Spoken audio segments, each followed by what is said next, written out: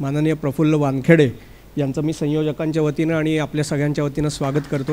ही संयोजकांच्या वतीनं स्वागत करतो, कारण कोणीही कितीही कुठल्याही प्लॅटफॉर्मवरून काही म्हणत राहिलं तरी एक संस्था म्हणून 153 वर्ष चालू राहते आणि केवळ टाळता येणार नाहीत अशाच कारणांमुळे, म्हणजे प्लेग असेल किंवा अलीकडचं कोविडचं उदाहरण असेल, असे 3-4 वर्ष सोडली तर सातत्याने ज्ञानसत्राचं आयोजन करते।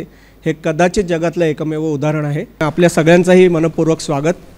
प्रथेप्रमाणे उद्घाटनाचा कार्यक्रम असल्यामुळे जे नवीन आहेत किंवा जे पहिल्यांदाच आलेत त्यांच्यासाठी आणि प्रफुल्ल जे आपल्यासाठी थोडक्यात सांगतो की टिळक स्मारक मंदिराच्या या वास्तूमध्ये, ज्याचं उद्घाटन थेट तत्कालीन पंतप्रधानांनी केलं होतं, या वास्तूमध्ये या संस्थेच्या अनेक अध्वर्यूंचे अर्धपुतळे आहेत, ज्याच्यामध्ये जे नावं आपण फक्त पुस्तकात वाचलेली असतात, शिम परांजपे, नचिम केळकर, महामहोपाध्याय दत्तोवामन पोद्दार, या सर्व अध्वर्यूंचं स्मरण करण्यासाठी त्यांचे अर्धपुतळे आहेत। अर्थातच लोकमान्यांचं हे स्मृती मंदिर आहे आणि न्यायमूर्ती रानडेंनी ही संस्था सुरू केली। या सर्व अर्धपुतळ्यांना पुष्पहार अर्पण करून अत्यंत कृतज्ञतेने आपण या ज्ञानसत्राला सुरुवात करत असतो। त्यानुसार प्रांगणातल्या अर्धपुतळ्यांना पुष्पहार अर्पण करून झालेले आहेत। आजचे उद्घाटनपर व्याख्यान देणारे वक्ते आणि संस्थेचे अध्यक्ष माननीय डॉक्टर टिळक सर आणि प्रमुख कार्यवाह डॉक्टर गीताली मॅडम यांच्या उपस्थितीत लोकमान्यांच्या प्रतिमेलाही पुष्पहार अर्पण करून आम्ही सगळे वर आलो आहे। आता मी या सर्व मान्यवरांना अशी विनंती करेन की व्यासपीठावर असलेल्या न्यायमूर्ती रानडे आणि लोकमान्य टिळक यांच्या प्रतिमांना त्यांनी पुष्पहार अर्पण करावा आणि या ज्ञानसत्राची सुरुवात करावी।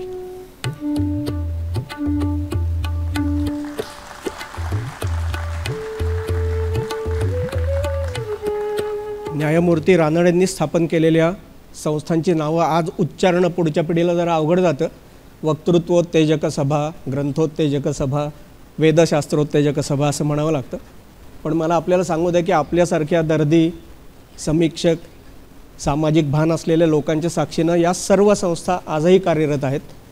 त्यापैकी अनेक संस्थांचं अध्यक्षपद माननीय डॉक्टर टिळक सर भूषवित आहेत आणि लवकरच म्हणजे येत्या 1 ते 3 वर्षांमध्ये यापैकी बहुसंख्य संस्थांचे शतकोत्तर सुवर्ण महोत्सव आम्ही आपल्यासारख्यांच्या पाठबळावर साजरे करणार आहोत। वसंत व्याख्यानमाला वेगवेगळ्या टप्प्यातून इथपर्यंत पोचली। 3 वेगवेगळ्या शतकांमध्ये चालू राहिली। 2 महायुद्ध झाली तरी व्याख्यानमाला चालू राहिली आणि मगाशी म्हणलं तसं अगदीच अशक्य झालं तेव्हा फक्त अपवाद म्हणून ती आयोजित होऊ शकली नाही। परंतु 2020 साली असं काही झालं की सगळं जगच थोडंसं साशंक होतं कोविडच्या काळामध्ये। तेव्हा फक्त 1 वर्ष ज्ञानसत्र आम्ही घेऊ शकलो नाही। मग त्यानंतर लगेचच पुढच्या वर्षीपासून वेगळ्या स्वरूपात ज्ञानसत्र घ्यायचा विचार केला। आपल्या सगळ्यांना माहिती असेल टिळक महाराष्ट्र विद्यापीठाच्या अमोल सहकार्याने ऑनलाईन पद्धतीने ते ज्ञानसत्र पार पडलं, पूर्ण ज्ञानसत्र।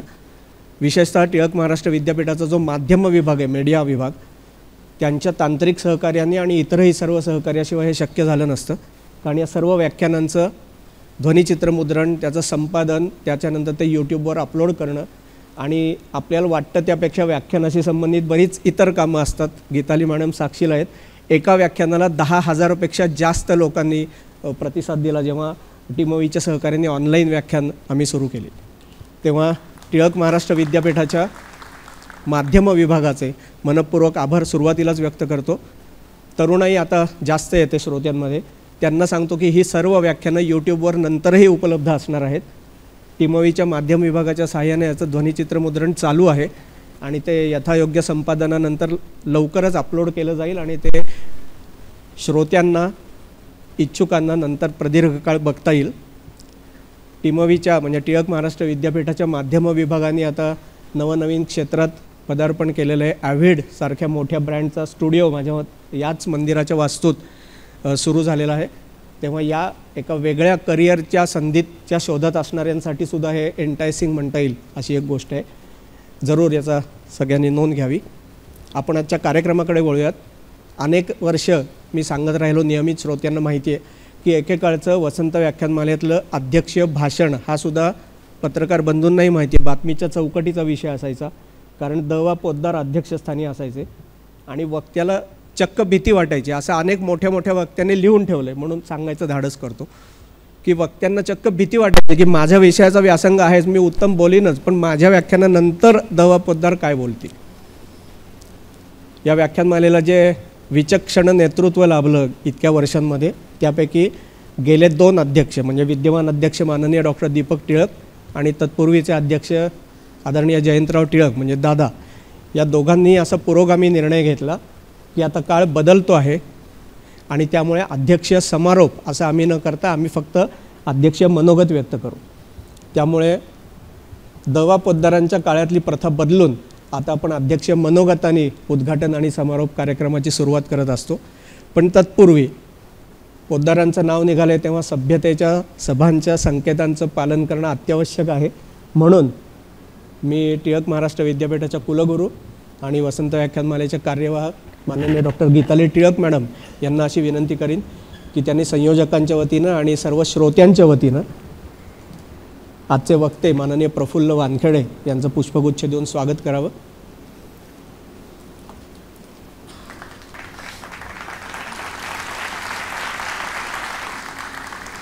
धन्यवाद.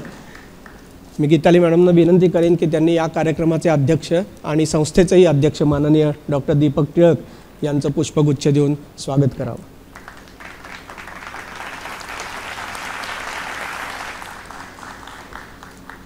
प्रफुल्ल जे कार्यक्रम पुण्यात आहे, पुणे पाट्यांसाठी प्रसिद्ध आहे, पत्रकारांच्या चौकटींसाठी प्रसिद्ध आहे. म्हणून एक गोष्ट आधीच सांगितली पाहिजे की टिळक सर आम्हाला ओरडतील की अरे मला कशाला गुच्छ, तर मला हे सांगितलं पाहिजे की वसंत व्याख्यानमालेतल्या पालन केल्या जाणाऱ्या परंपरांना पुढे सामाजिक संकेतांचं स्वरूप आलं अनेकदा, हे एक कारण.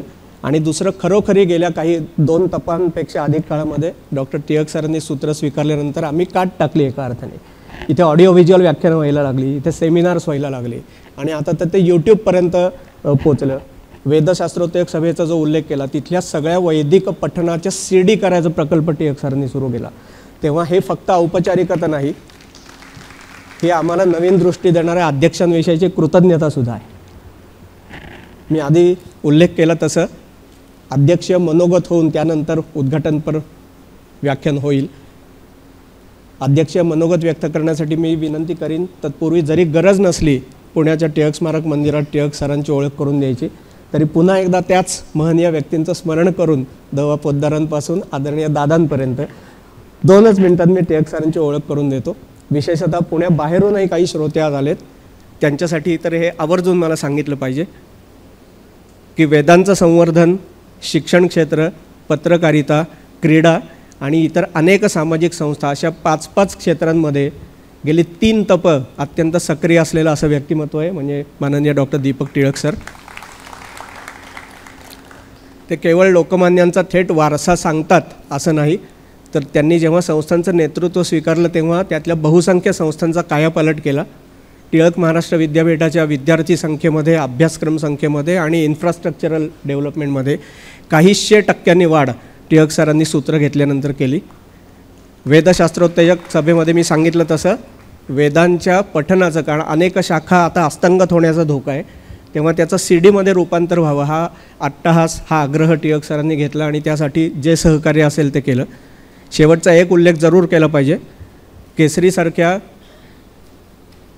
शतक ओलांडूनही चालू असलेल्या वर्तमानपत्राचे विश्वस्त संपादक म्हणून तर सर काम करतायतच, पण कदाचित काहींना माहीत नसेल, अनाथ हिंदू महिलाश्रमासारखी एक संस्था आहे ज्याचं कायापालट म्हणता येईल असं करण्याचं एक स्वप्न गेली अनेक वर्ष सर बघतात आणि लवकरच ते आता यशस्वी होत आहे. तेव्हा अनेक संस्थांमध्ये विश्वस्त भावनेने काम करणारे लोकमान्यांचे थेट वंशज, वसंत व्याख्यानमालेचे अध्यक्ष आणि टिळक महाराष्ट्र विद्यापीठाचे कुलपती माननीय डॉक्टर दीपक टिळक सर यांना मी अशी विनंती करतो की त्यांनी 149व्या ज्ञानसत्राचा उद्घाटनाचं अध्यक्षीय मनोगत व्यक्त करावं. वसंत व्याख्यानमालेच्या 149व्या ज्ञानसत्राचे वक्ते प्रफुल्ल वानखेडे, टिळक महाराष्ट्र विद्यापीठाच्या कुलगुरू व वक्तृत्वोत्तेजक सभेच्या सेक्रेटरी डॉक्टर गीताली टिळक, सर्व श्रोते, या व्याख्यानमालेचे सर्व कार्यकर्ते, तसंच दुसरे सचिव मंदार बेडेकर. आज खूप वर्षांनी पुन्हा एकदा या सभागृहात जमतो आहे असं वाटतं मला.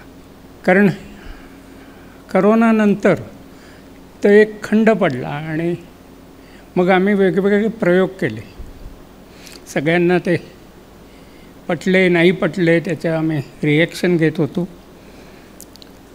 गेल्या वर्षी दोन्ही पद्धतीने आम्ही केलं की काही प्रत्यक्ष व्याख्यान केली आणि काही ऑनलाईन केली. पण त्याचा परिणाम निश्चित कसा होईल हे काही कळलं नाही. काही व्याख्यानांना खूपच वाईट प्रतिसाद मिळाला श्रोत्यांकडून आणि ऑनलाईन याला मात्र हे होतं. त्याच्यामुळे केवळ पुण्यापुरतं मर्यादित राहायचं का पुण्याच्या बाहेर सगळ्या मराठी माणसांपर्यंत पोचायचं हा प्रश्न माझ्यापुढे किंवा आमच्या सर्व समितीपुढे होता. पण यावर्षी असं ठरवलं की अगदी 30 दिवस नाही पण काही दिवस तरी आपण 10 दिवस ही व्याख्यानमाला चालवायची आणि प्रत्यक्ष या ठिकाणी घ्यायचं. हा प्रतिसाद पाहून पुढल्या वर्षी मग 150 वर्ष होत आहेत साहजिक किती दिवस चालवायचं याच्यावर आम्ही पुढला कार्यक्रम ठरवू. काही जणांनी टीका केली का प्रथा मोडली, पण टिळक हे नावच असं आहे की काही वेळेला प्रथा मोडायची आम्हाला सवय आहे आणि त्याच्यामुळे थोडंसं वेगळंच होऊन यावेळेला पुन्हा हे करतो आहे. कारण एक खंड पडला आहे. म्हणजे पूर्वी एक 100-200 पासधारक असायचे आणि ही व्याख्यानमाला याच्या अगोदर तिकीट लावून असायची. 2 रुपये 3 रुपयेच तिकीट असायचं आणि मग श्रोतच म्हणाले 2-3 रुपये कुठे ठेवता 5 रुपये ठेवा म्हणून 5 रुपये केलं. पण ते सगळंच आता बंद केलं कारण त्यातून तसं उत्पन्न काही फार होतं अशातलं काही नाही. आणि व्याख्यानाला मात्र लोकांना पाहिजे असतात, चांगले वक्ते पाहिजे असतात आणि ते सगळं जुळवणं 30-30 दिवसाचं आणि सगळे दिवस चालवणं हे खरं म्हटलं तर खूप ताकदीची कसरत असते. आणि ती आता नवीन जे काही कार्यकर्ते वसन व्याख्यानमालेत आहेत ते करतात. अधिक खूप सांगावं असं नाही पण खरोखर इतिहास एवढ्यात आम्ही लिहिला आहे. पुढल्या वर्षीला त्याचं आम्ही प्रकाशन करणार आहोत. 150 वर्षाचा इतिहास लिहित असताना अनेक गोष्टी अशा लक्षात आल्या की खरोखर 3 तपं या व्याख्यानमालेने पाहिलेली आहेत. 1800, 1900 आणि पुढलं. आणि त्या याच्यात किती बदल झालेत. म्हणजे लोकमान्यांच्या वेळे अगदी संमती वयाचा कायदा याबाबतच्या चर्चा, पुढे स्वराज्याच्या चर्चा लोकमान्यांच्या हातात रानड्यांकडून जेव्हा त्यांनी ही व्याख्यानमाला घेतली तेव्हा, आणि त्याच्यानंतर स्वातंत्र्यानंतरचे अनेक प्रश्न हे जर पाहिलं तर खरोखर म्हणजे संमती वयाचा कायदा आणि लिव्हिंग रिलेशनशिप एवढी 2 टोकाचे हे आली. किंवा कुठे यांत्रिकीकरणाचं तेव्हा होतं आणि आज आर्टिफिशियल इंटेलिजन्सपर्यंत आपण आलो. या सगळ्या याच्यात या व्याख्यानमालेत चर्चा झालेली आहे किंवा मतं मांडली गेलेली आहेत. आणि पुणेकरांना तो खरोखर तेव्हा तर होताच, तेव्हा कारण इतर माध्यमं नव्हती. आज माध्यमं खूप आहेत पण तरी अजून ऐकायचं, प्रत्यक्ष ऐकणं हे एक वेगळं असतं. आणि त्याच्यामुळे यावर्षी आम्ही पुन्हा सगळी जी थोडी व्याख्यानं ठेवली असली तरी इथे प्रत्यक्ष व्याख्यानं होणार आहेत. यात एक हेही होणार आहे की न्यायमूर्ती रानड्यांच्या नावाने 5 संस्थांनी मिळून एक पारितोषिक ठेवलेलं आहे आणि या 5ही संस्था मिळून तो एक दिवस कार्यक्रम या ठिकाणी असतो. आम्ही ठाकूर म्हणून ज्या नर्मदा परिक्रमेच्या आहेत त्यांना हे पारितोषिक यावर्षी देणार आहोत. आणि सगळ्या संस्था सगळ्या जुन्या आहेत, तेव्हाच्याच आहेत. वसन वक्तृत्व तेजक सभा आहे, वेदशास्त्रोत्तेजक सभा आहे, नंतर प्रार्थना समाज आहे, सेवा सदन आहे, अशा या सगळ्या संस्था म्हणून ते हे करणार आहोत. कारण हळूहळू माणसं विस्मृतीत जातात आणि विस्मृतीतून परत त्यांना पुढल्या पिढीपर्यंत आणणं याच्याकरता अशा तऱ्हेचे काही पुरस्कार किंवा हे ठेवावे लागतात आणि ते आम्ही गेले 5-6 वर्ष देतो आहे आणि याच्यापुढेही देत राहू. मी अधिक वेळ घेत नाही, कारण आपण ऐकायला उत्सुक असाल. एवढंच बोलतो आणि इथेच विरमतो. धन्यवाद. धन्यवाद सर. वसंत व्याख्यानमाला ही जशी वक्त्यांमुळे गाजते तशीच मान्यवर श्रोत्यांमुळेही गाजते. हाही आता एक मोठा इतिहास झाला आहे की वसंत व्याख्यानमालेला कोणी कधी हजेरी लावली. अगदी थोडक्यात उल्लेख करीन. ज्येष्ठ पोलीस अधिकारी राजेंद्र भांबरे साहेब, ज्येष्ठ सामाजिक कार्यकर्ते भारत देसरडा साहेब, पेशव्यांचे थेट वंशज आदिती आत्रे यांच्यासह अनेक मान्यवर प्रेक्षागृहात आत्ताही उपस्थित आहेत. मालेच्या यंदाच्या ज्ञानसत्रातले एक सन्माननीय व्याख्याते जे हंबीरराव मोहितेंचे थेट वंशज आहेत ते विक्रमसिंह मोहिते हेही उपस्थित आहेत. असे अनेक मान्यवर आपापल्या व्यासंग विषयानुसार या व्याख्यानमालेला आवर्जून हजेरी लावतात. वक्तेही अत्यंत प्रेमाने अत्यंत आदराने या व्यासपीठावर येतात आणि म्हणून तुमच्या आमच्या सहकार्यानं हा ज्ञानयज्ञ शतकोत्तर सुवर्ण महोत्सवाकडे वाटचाल करू शकतो. 149व्या ज्ञानसत्राच्या उद्घाटनासाठी व्याख्यान देण्यासाठी मी ज्यांना विनंती करणार आहे त्या माननीय प्रफुल्ल वानखेडे यांचा मी अगदी थोडक्यात परिचय करून देतो. याचं कारण तरुणाईमध्ये ते इतके लोकप्रिय आहेत की त्यांना हे सगळं माहितीच असणार आहे. पण पुन्हा तेच सभा संकेत म्हणून अगदी थोडक्यात परिचय करून देतो. आपल्याला आश्चर्य वाटेल की कुठलीही व्यावसायिक कौटुंबिक पार्श्वभूमी नसताना प्रफुल्लजींनी व्यवसायात सुरुवात केली आणि आज ते 5 वेगवेगळ्या कंपन्यांचे अध्यक्ष, संस्थापक किंवा व्यवस्थापकीय संचालक आहेत. केल्विन लिक्वी गॅस हे आपल्याला माहितीच आहे, पण मला आपल्याला असं सांगून द्या की जगभरच्या सुमारे 18 देशांमध्ये त्यांचं काम प्रत्यक्ष अप्रत्यक्ष रीतीने चालतं. तरुणाई जास्त आहे आज, म्हणून तरुणाईच्या भाषेत सांगतो की त्यांचं क्लायंटल बघायला गेलं आता अपरिहार्यपणे इंग्रजी शब्द येतील, त्यांचं क्षेत्रच असं आहे. तर ABCमध्ये सुद्धा त्यांचं म्हणजे A फॉर आर्सेलर मित्तल हे त्यांचे क्लायंट आहेत, ग्राहक आहेत. चुकलं तर जरूर दुरुस्त करा. B फॉर बाटा आहे, ब्रिटानिया आहे. तुम्ही you name the letter and तुम्हाला त्यांचं क्लायंट सापडेल. त्याच्यामध्ये सिप्ला आहे, त्याच्यामध्ये कोलगेट आहे. सगळी नावं घेतली तर अर्ध व्याख्यान इथेच होईल, म्हणून मी आवर्त घेतो. पण एवढंच सांगतो की टाटासुद्धा आज प्रफुल्लजींचे क्लायंट आहेत. इतकं मोठं काम त्यांनी त्यांच्या क्षेत्रात केलं आहे. भारताच्या केंद्र शासनाची जी समिती आहे तत्संबंधित त्याच्यामधल्या तांत्रिक समितीचे ते सदस्य आहेतच, पण जागतिक समिती LPG विषयी त्याचेही ते सदस्य आहेत. पण हे फक्त त्यांच्या ऊर्जा, विशेषतः ऊर्जा संवर्धन, टू बी प्रिसाईज औष्णिक ऊर्जा यासंबंधीच्या कामाचं वर्णन झालं. पण त्यांचं आणखीन एक वैशिष्ट्य म्हणजे ते सोशल मीडियाचा चांगल्या रीतीने वापर करतात. पैसा मिळवायला पाहिजे, तो चांगल्या रीतीने मिळवायला पाहिजे, त्याचं संवर्धन व्हायला पाहिजे आणि तिथे थांबायचं नाही, तर ते आपलं जीवन समृद्ध व्हावं म्हणून त्याचा योग्य वापर केला पाहिजे. यासाठी म्हणजे आर्थिक साक्षरतेसाठी ते काम करतात, त्यासाठी ते कार्यरत आहेत. त्यामुळे प्रफुल्ल वानखेडे यांचं व्याख्यान उद्घाटनाच्या निमित्ताने व्हावं असं जेव्हा सर्वानुमते ठरलं तेव्हाच आम्हाला कळलं की हे थोडंसं तरुणाईला वेगळ्या तऱ्हेने एक्सायटिंग असणारं व्याख्यान असणार आहे.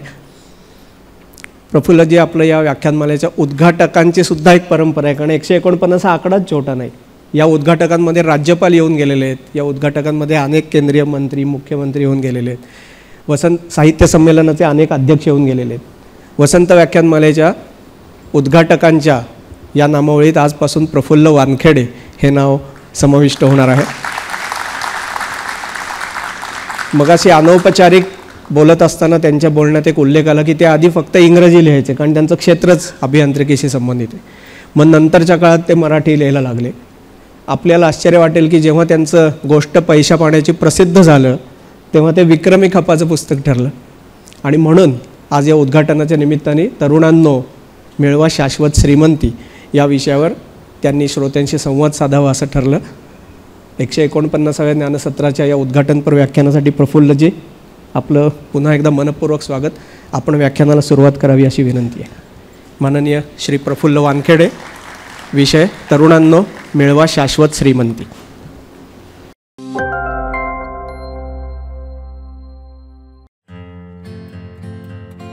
Are you ready to uncover the stories that shape our world? To dive deep into the world of news reporting and storytelling, welcome to TMV's journalism course, your gateway to the dynamic world of media and communication. With an enriching history in the field of journalism for more than 18 years, our course is designed to equip you with the skills and knowledge needed to thrive in today's media landscape. From news writing in print media to investigative reporting in broadcast media, from multimedia storytelling to digital journalism, we cover it all. I've always been passionate about storytelling and making a difference. That is why I enrolled in the journalism course. Through hands-on projects, real-world simulations, and mentorship from industry professionals, you'll gain practical experience and build a portfolio that showcases your talents. Whether you're an aspiring journalist, communications professional, or simply someone with a passion for storytelling, our journalism course offers a pathway to success in the ever-evolving world of media. With the rapid evolution of media, I knew I needed to stay ahead of the curve. This course offers the latest insights and techniques in journalism. Join us on this exciting journey and unleash your potential as a journalist. Enroll now and start shaping the narratives of tomorrow.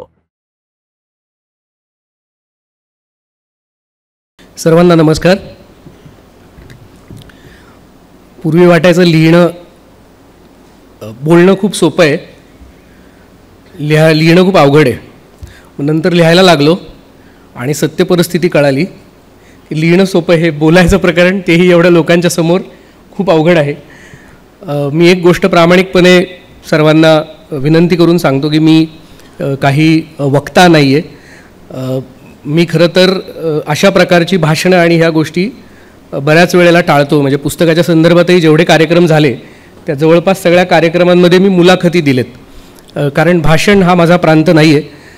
पण आपण एवढ्या प्रेमाने सगळे लोक जमलेत आणि या व्यासपीठाची परंपरा एवढी मोठी आहे की इथे मला हे भाषण करणं क्रमप्राप्त होतं. आणि दुसरी महत्त्वाची गोष्ट म्हणजे ज्या पद्धतीने मला आयोजकांकडून आणि बाकी माझे जे मार्गदर्शक आणि मित्र आहेत त्यांनी या व्याख्यानमालेबद्दल जेव्हा सांगितलं त्यावेळेला माझ्यावर खरं तर खूप दडपण आलं की मी हे करू शकेन की नाही. त्या दडपणाखाली खरं तर मी बरेच दिवस होतो आणि त्याच्यानंतर मी ह्याची थोडीशी तयारी केली. काही उद्योगाच्या कामामुळे मी सतत प्रवास करतो आहे, त्याच्यामुळे तुम्हाला कदाचित एवढी सुसूत्रता दिसणार नाही. तर तुम्ही अगोदरच मी दिलगिरी व्यक्त करतो, कारण अनेक मंडळी मला ज्यांच्याकडून मी शिकलो आहे माझ्या आईबाबांच्या वयाचे आहेत, त्यामुळं आर्थिक विषयांमध्ये किंवा नैतिक मूल्य आणि ह्या गोष्टींमध्ये मी कोणताही शिकवण्याचा आविर्भाव माझा नसणार आहे. मी गप्पा मारतो जनरली तरुण मुलांसोबत, तशा पद्धतीचे होतील. तर थोडंसं शब्द माझे इकडे तिकडे झाले तर कृपया माफ करा. मला जी पहिली गोष्ट वाटली जे मी या व्याख्यानाला आलो याचं जे पहिलं कारण होतं ते म्हणजे पुण्याने विचार द्यावा आणि देशाने तो अंमलात आणावा. सो पुणे ही अशी गोष्ट आहे जिथे कोणताही विचार जन्म घेतो आणि तिथूनच सगळ्या गोष्टी मग देशाला मिळतात. त्यामुळे आता जर का तुम्ही या व्याख्यानमालेचं जरी म्हणालात तरी गेली जवळपास 149 वर्ष ही व्याख्यानमाला चालली आहे. इथे अनेक महान लोक आली, ते बोलले, इथे विचार दिले, त्याने देशाला दिशा दिली. ते बोलले, त्यांच्याबद्दल प्रचंड आदर आहे. पण मला पुण्यातल्या या जनतेबद्दल प्रचंड प्रेम आणि आदर तयार झाला आहे की ते 150 वर्ष सतत येत आहेत, लोकांचे विचार ऐकत आहेत. त्यामुळे तुम्हाला सर्वांना मी मनापासून नमन करतो, कारण हे खूप महत्त्वाचं आहे. आज मितीला ज्या वेळेला यूट्यूब असेल, इंस्टाग्राम असेल किंवा इंटरनेटवरती तुम्ही टाका ते सर्च करून तुम्हाला काही सेकंदात गोष्टी मिळतात, त्यावेळेला एवढ्या मोठ्या संख्येनं लोक येतात. त्यामुळे तुम्हाला सर्वांना मी साष्टांग दंडवत करतो.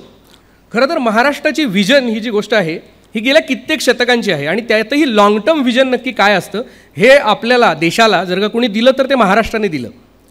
मग लाँग टर्म व्हिजन म्हणजे काय, तर तुम्ही विचार करा 400 वर्षांपूर्वी जिजाऊ मानी पुण्यात आले, शहर सुरू केलं. त्याच्यानंतर छत्रपती शिवाजी महाराजांनी स्वराज्याची निर्मिती ह्या ठिकाणावरनं केली.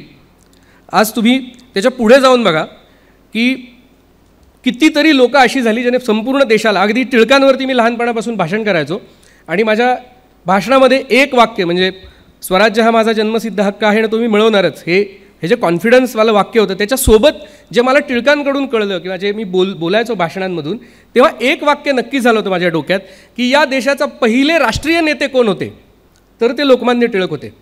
आणि तिथून राष्ट्रीयत्वाला आपल्या खरी सुरुवात झाली, तिथून आपला देश म्हणून आपण एक यायला सुरुवात झाली. लोकमान्यांचे हे उपकार ही खरी शाश्वत श्रीमंती आहे.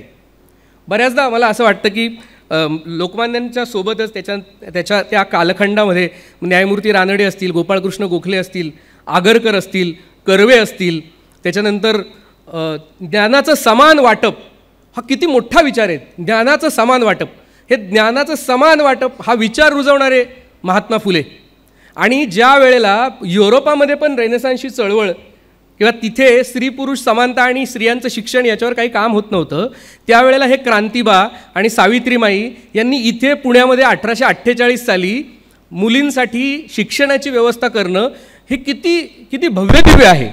पुण्यानं देशाला काय द्यावं, तर पुण्यानं आपल्या देशालाच काय अख्ख्या जगाला करकरीत बुद्धिमत्ता दिली आहे. म्हणजे तुम्हाला आश्चर्य वाटेल पण पुण्यामध्ये आज अर्थविषयक किती मासिकं किंवा वर्तमानपत्र महाराष्ट्रात आहेत मला माहिती नाही, पण पुण्यामध्ये किरण नावाचं अर्थविषयक मासिक चालायचं आणि ते फक्त अर्थ या एका विषयाला वाहिलेलं असायचं. पुण्याची एवढी थोर परंपरा आहे.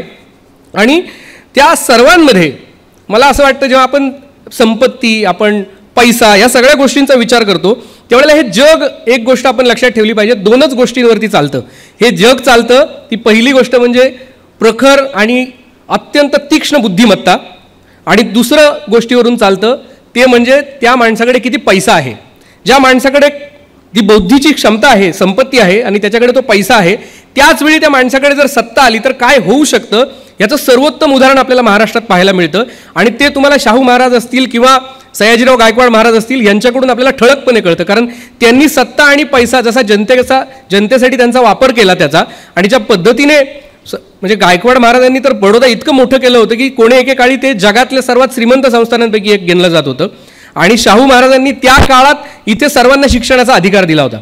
सो महाराष्ट्राला हे जे बुद्धीचं वैभव लागलंय हे प्रचंड मोठे. म्हणजे डॉक्टर बाबासाहेब आंबेडकर न्यायमूर्ती रानडेंबद्दल एकदा म्हणाले होते की न्यायमूर्ती रानडे हे केवळ वकील किंवा न्यायाधीश नव्हे, तर ते सर्वोत्तम अर्थतज्ञ, सर्वोत्तम इतिहासकार, सर्वोत्तम शिक्षणतज्ञ तसेच दिव्यदृष्टी असलेले व्यक्तिमत्व होते. त्या न्यायमूर्ती रानडेंच्या विचारातून ही वक्तृत्व तेजक सभा जन्माला येते आणि ती पुढचे 150 वर्ष चालते. हे खरी शाश्वत श्रीमंती आहे. बऱ्याचदा आपण श्रीमंतीचा अर्थ हा फक्त पैशाशी जोडून घेतो. मला असं वाटतं आपण श्रीमंतीचा अर्थ ज्या वेळेला सर्वांगाने समजून घेऊ त्यावेळेला आपण समृद्ध होऊ. म्हणजे आत्ता मी 2 दिवसापूर्वी एक शेर वाचला, तुम्ही अनेक जणांनी तो पाहिला असेल. तो खूप महत्त्वाचा आहे श्रीमंतीच्या बाबतीत. तो असा आहे की जो खानदानी रईस है वो मिजाज रखते हैं नर्म अपना, जो खानदानी रईस है वो मिजाज रखते हैं नर्म अपना, तुम्हारा लहजा बता रहा है तुम्हारी दौलत नई नई है. ही जी विनम्रता आहे, आपण कोणासाठी काम करतोय, आपल्याकडे पैसा आल्यानंतर आपण कसं वागतोय, आपण ती जी सर्व्हिस आहे ती आपण लोकांसाठी देतोय का, त्या पैशांचा वापर कमवलेला आपण किंवा ज्ञानाचा वापर आपण लोकांसाठी करतोय का, आपल्याला नक्की त्याचं काय करायचं आहे, ती लॉंग टर्म व्हिजन आपल्याकडे काय आहे, आणि जोपर्यंत आपण कमवत असलेला पैसा आपल्याला कशासाठी वापरायचा आहे हे जेव्हा लोकांना कळतं त्याच वेळेला खरी संपत्ती निर्माण सुरू होते किंवा समृद्धी सुरू होते. म्हणजे तुम्ही पु ल देशपांडे घ्या, आपल्याकडचे पु ल देशपांडेंनी अशा प्रकारचं साहित्य निर्माण केलं की जे आजही तेवढंच शाश्वत आहे. अनेक लेखक ह्या महाराष्ट्राने पाहिले, त्यांचं साहित्य आजही शाश्वत आहे. कदाचित गाडगे महाराजांकडे पैसे नसतील, पण गाडगे महाराजांनी जी लोकांची सेवा केली त्याच्यामुळे इतक्या वर्षानंतरही ते शाश्वत आहेत. आपली म्हणजे तुम्ही कुठलीही गोष्ट घ्या महाराष्ट्रातली, प्रत्येक गोष्टीसाठी पैसाच लागतो. म्हणजे मला बऱ्याचदा जेव्हा मी हे पुस्तक लिहिलं होतं तेव्हा माझ्या एका मित्राने मला विचारलं की अरे प्रफुल्ल, आता तर तू हे पुस्तक लोक ह्याच्यासाठीच विकत घेतील की लवकरात लवकर कसं श्रीमंत होऊ आम्ही, किंवा इथेही अनेक मंडळी कदाचित चुकून आले असेल, टायटल आहे त्याचं की शाश्वत श्रीमंत व्हा, म्हणजे आपल्याला काहीतरी 2-4 टिप्स मिळतील आणि आपण ताबडतोब जाऊन काहीतरी मोठं होऊ, पैसे मिळतील आपल्याला. मी तुम्हाला प्रामाणिकपणे सांगतो असं काही होणार नाही. कारण अगदी गर्भश्रीमंत माणूस असू देत त्याचाही पुढचा मुलगा हा कफल्लक होऊ शकतो. वर्गात पहिला आलेला मुलगा असू देत तोही यशस्वी होईलच, तोही भरपूर पैसे कमवेलच असं नाही. कारण त्याच्यासाठी जे लागतं पैसे कमवण्यासाठी याची तुम्हाला वेगळी कौशल्य असतात. बऱ्याचदा असं होतं की एखादा एकदम आळशी माणूस असतो, पण त्याला अचानक अशा पद्धतीने काहीतरी संपत्ती मिळते, मग लॉटरी लागते म्हणा, किंवा अचानक त्याची जमीन MIDC मध्ये जाते म्हणा, किंवा अचानक काहीतरी होतं त्याच्याकडे भरपूर पैसे येतो, तोही श्रीमंत दिसतो आपल्याला. सो श्रीमंती ही अशी काहीतरी 2-4 गोष्टींच्या टिप्स दिल्या, मी काहीतरी एखादं रील बनवलं किंवा 2-4 गोष्टी सांगितल्या म्हणून तुम्हाला कधी येणार नाही. श्रीमंती जर काही यायची असेल तर आपल्याला जी काही फार महत्त्वाच्या गोष्टी असतात, म्हणजे तुमची कम्फर्ट झोन सोडण्याची तयारी पाहिजे. जसं सरांनी मगाशी सांगितलं, मला ते खूप आवडलं, की म्हणजे इथे परंपरा तोडताच आल्या पाहिजेत. परंपरामध्ये राहून आपण पुढे नाही जाऊ शकत. तुमचा जो काही कम्फर्ट झोन आहे तो सोडला तरच आपण पुढे जाऊ शकतो. किंवा तुम्ही धोके किती पत्करता, ते पत्करताना तुम्ही रिस्क ॲनालिसिस त्याचं कसं करता, व्यावहारिकपणा तुमच्यामध्ये किती आहे, माणुसकी तुमच्यामध्ये किती आहे, विनम्रता तुमच्यामध्ये किती आहे, आणि तुमचं आरोग्य तुम्ही कसं जपता, तुम्ही प्रामाणिक खरंच किती आहात. ज्या गोष्टींची आजकाल ज्याच्याबद्दल फार नकारात्मक चर्चा होते, म्हणजे मूल्य आणि नैतिकता ह्या गोष्टींवरती, मला असं वाटतं मूल्य आणि नैतिकता ही आपल्यामध्ये ठासून भरली आहे. तुम्ही साधं उदाहरण घ्या, लोकांना एखाद्या भाषणांसाठी जिथे पैसे देऊन, गाड्या देऊन, त्यांना जेवणा खाण्याची व्यवस्था करून लोक घेऊन जातात आणि त्यांची भाषणं ऐकायला लागतात आपल्याला, त्या ठिकाणी पुण्यासारख्या ठिकाणी हा एवढा मोठा हॉल भरतो. ही नैतिकता आणि मूल्याचं ह्याच्यापेक्षा अजून कुठलं चांगलं उदाहरण पाहिजे आपल्याला. म्हणजे मला या गोष्टीवरती ठाम विश्वास आहे की ही माती खूप सुपीक आहे. म्हणजे मी शेतकरी कुटुंबातून येतो, माझी आई शेती करायची आणि माझ्या आईचं एक नेहमीचं वाक्य असायचं ठरलेलं, ती म्हणायची की आपल्याला जर का चांगली शेती करायची असेल तर ते आधी काहीही करायचं असेल तर आपल्याला मशागत नीट केली पाहिजे, शेती सुपीक केली पाहिजे, आधी नांगरली पाहिजे, त्याच्यात खत टाकलं पाहिजे. आणि या महाराष्ट्राच्या मातीला सुपीक करायचं काम जर का कोणी केलं असेल, त्याच्यामध्ये खतं टाकून अगदी चांगली सुपीक करायचं, म्हणजे तुम्ही कुठलंही बी लावा ते टरारून वर येईल, हे जर का काम कोणी केलं असेल तर लोकमान्य टिळक, न्यायमूर्ती रानडे आणि इतक्यासारख्या महान लोकांनी केलं. त्यांच्यामुळे ही जमीन सुपीक झाली आहे. त्यांच्यामुळे आजही महाराष्ट्राचा GDP हा अख्ख्या देशामध्ये 1 नंबरला आहे. किंबहुना आपण असं म्हणू शकतो की आजही आपण सर्वाधिक पैसे या देशाला देतो. ह्याचं कारण आपली बुद्धी सुपीक झाली, आपली माती सुपीक झाली. त्यामुळे ही जी सगळी महान लोक या मातीतून जन्माला आली, त्यांच्यामुळे आपण सगळे बसलोय आणि त्यांच्या आपण ऋण विसरत नाही. आपण त्या ऋणात आहोत, आपण अजूनही कृतज्ञ झालेलो नाही आहोत तेवढे. ही जी कृतज्ञता आहे ही आयुष्यभर टिकायला हवी.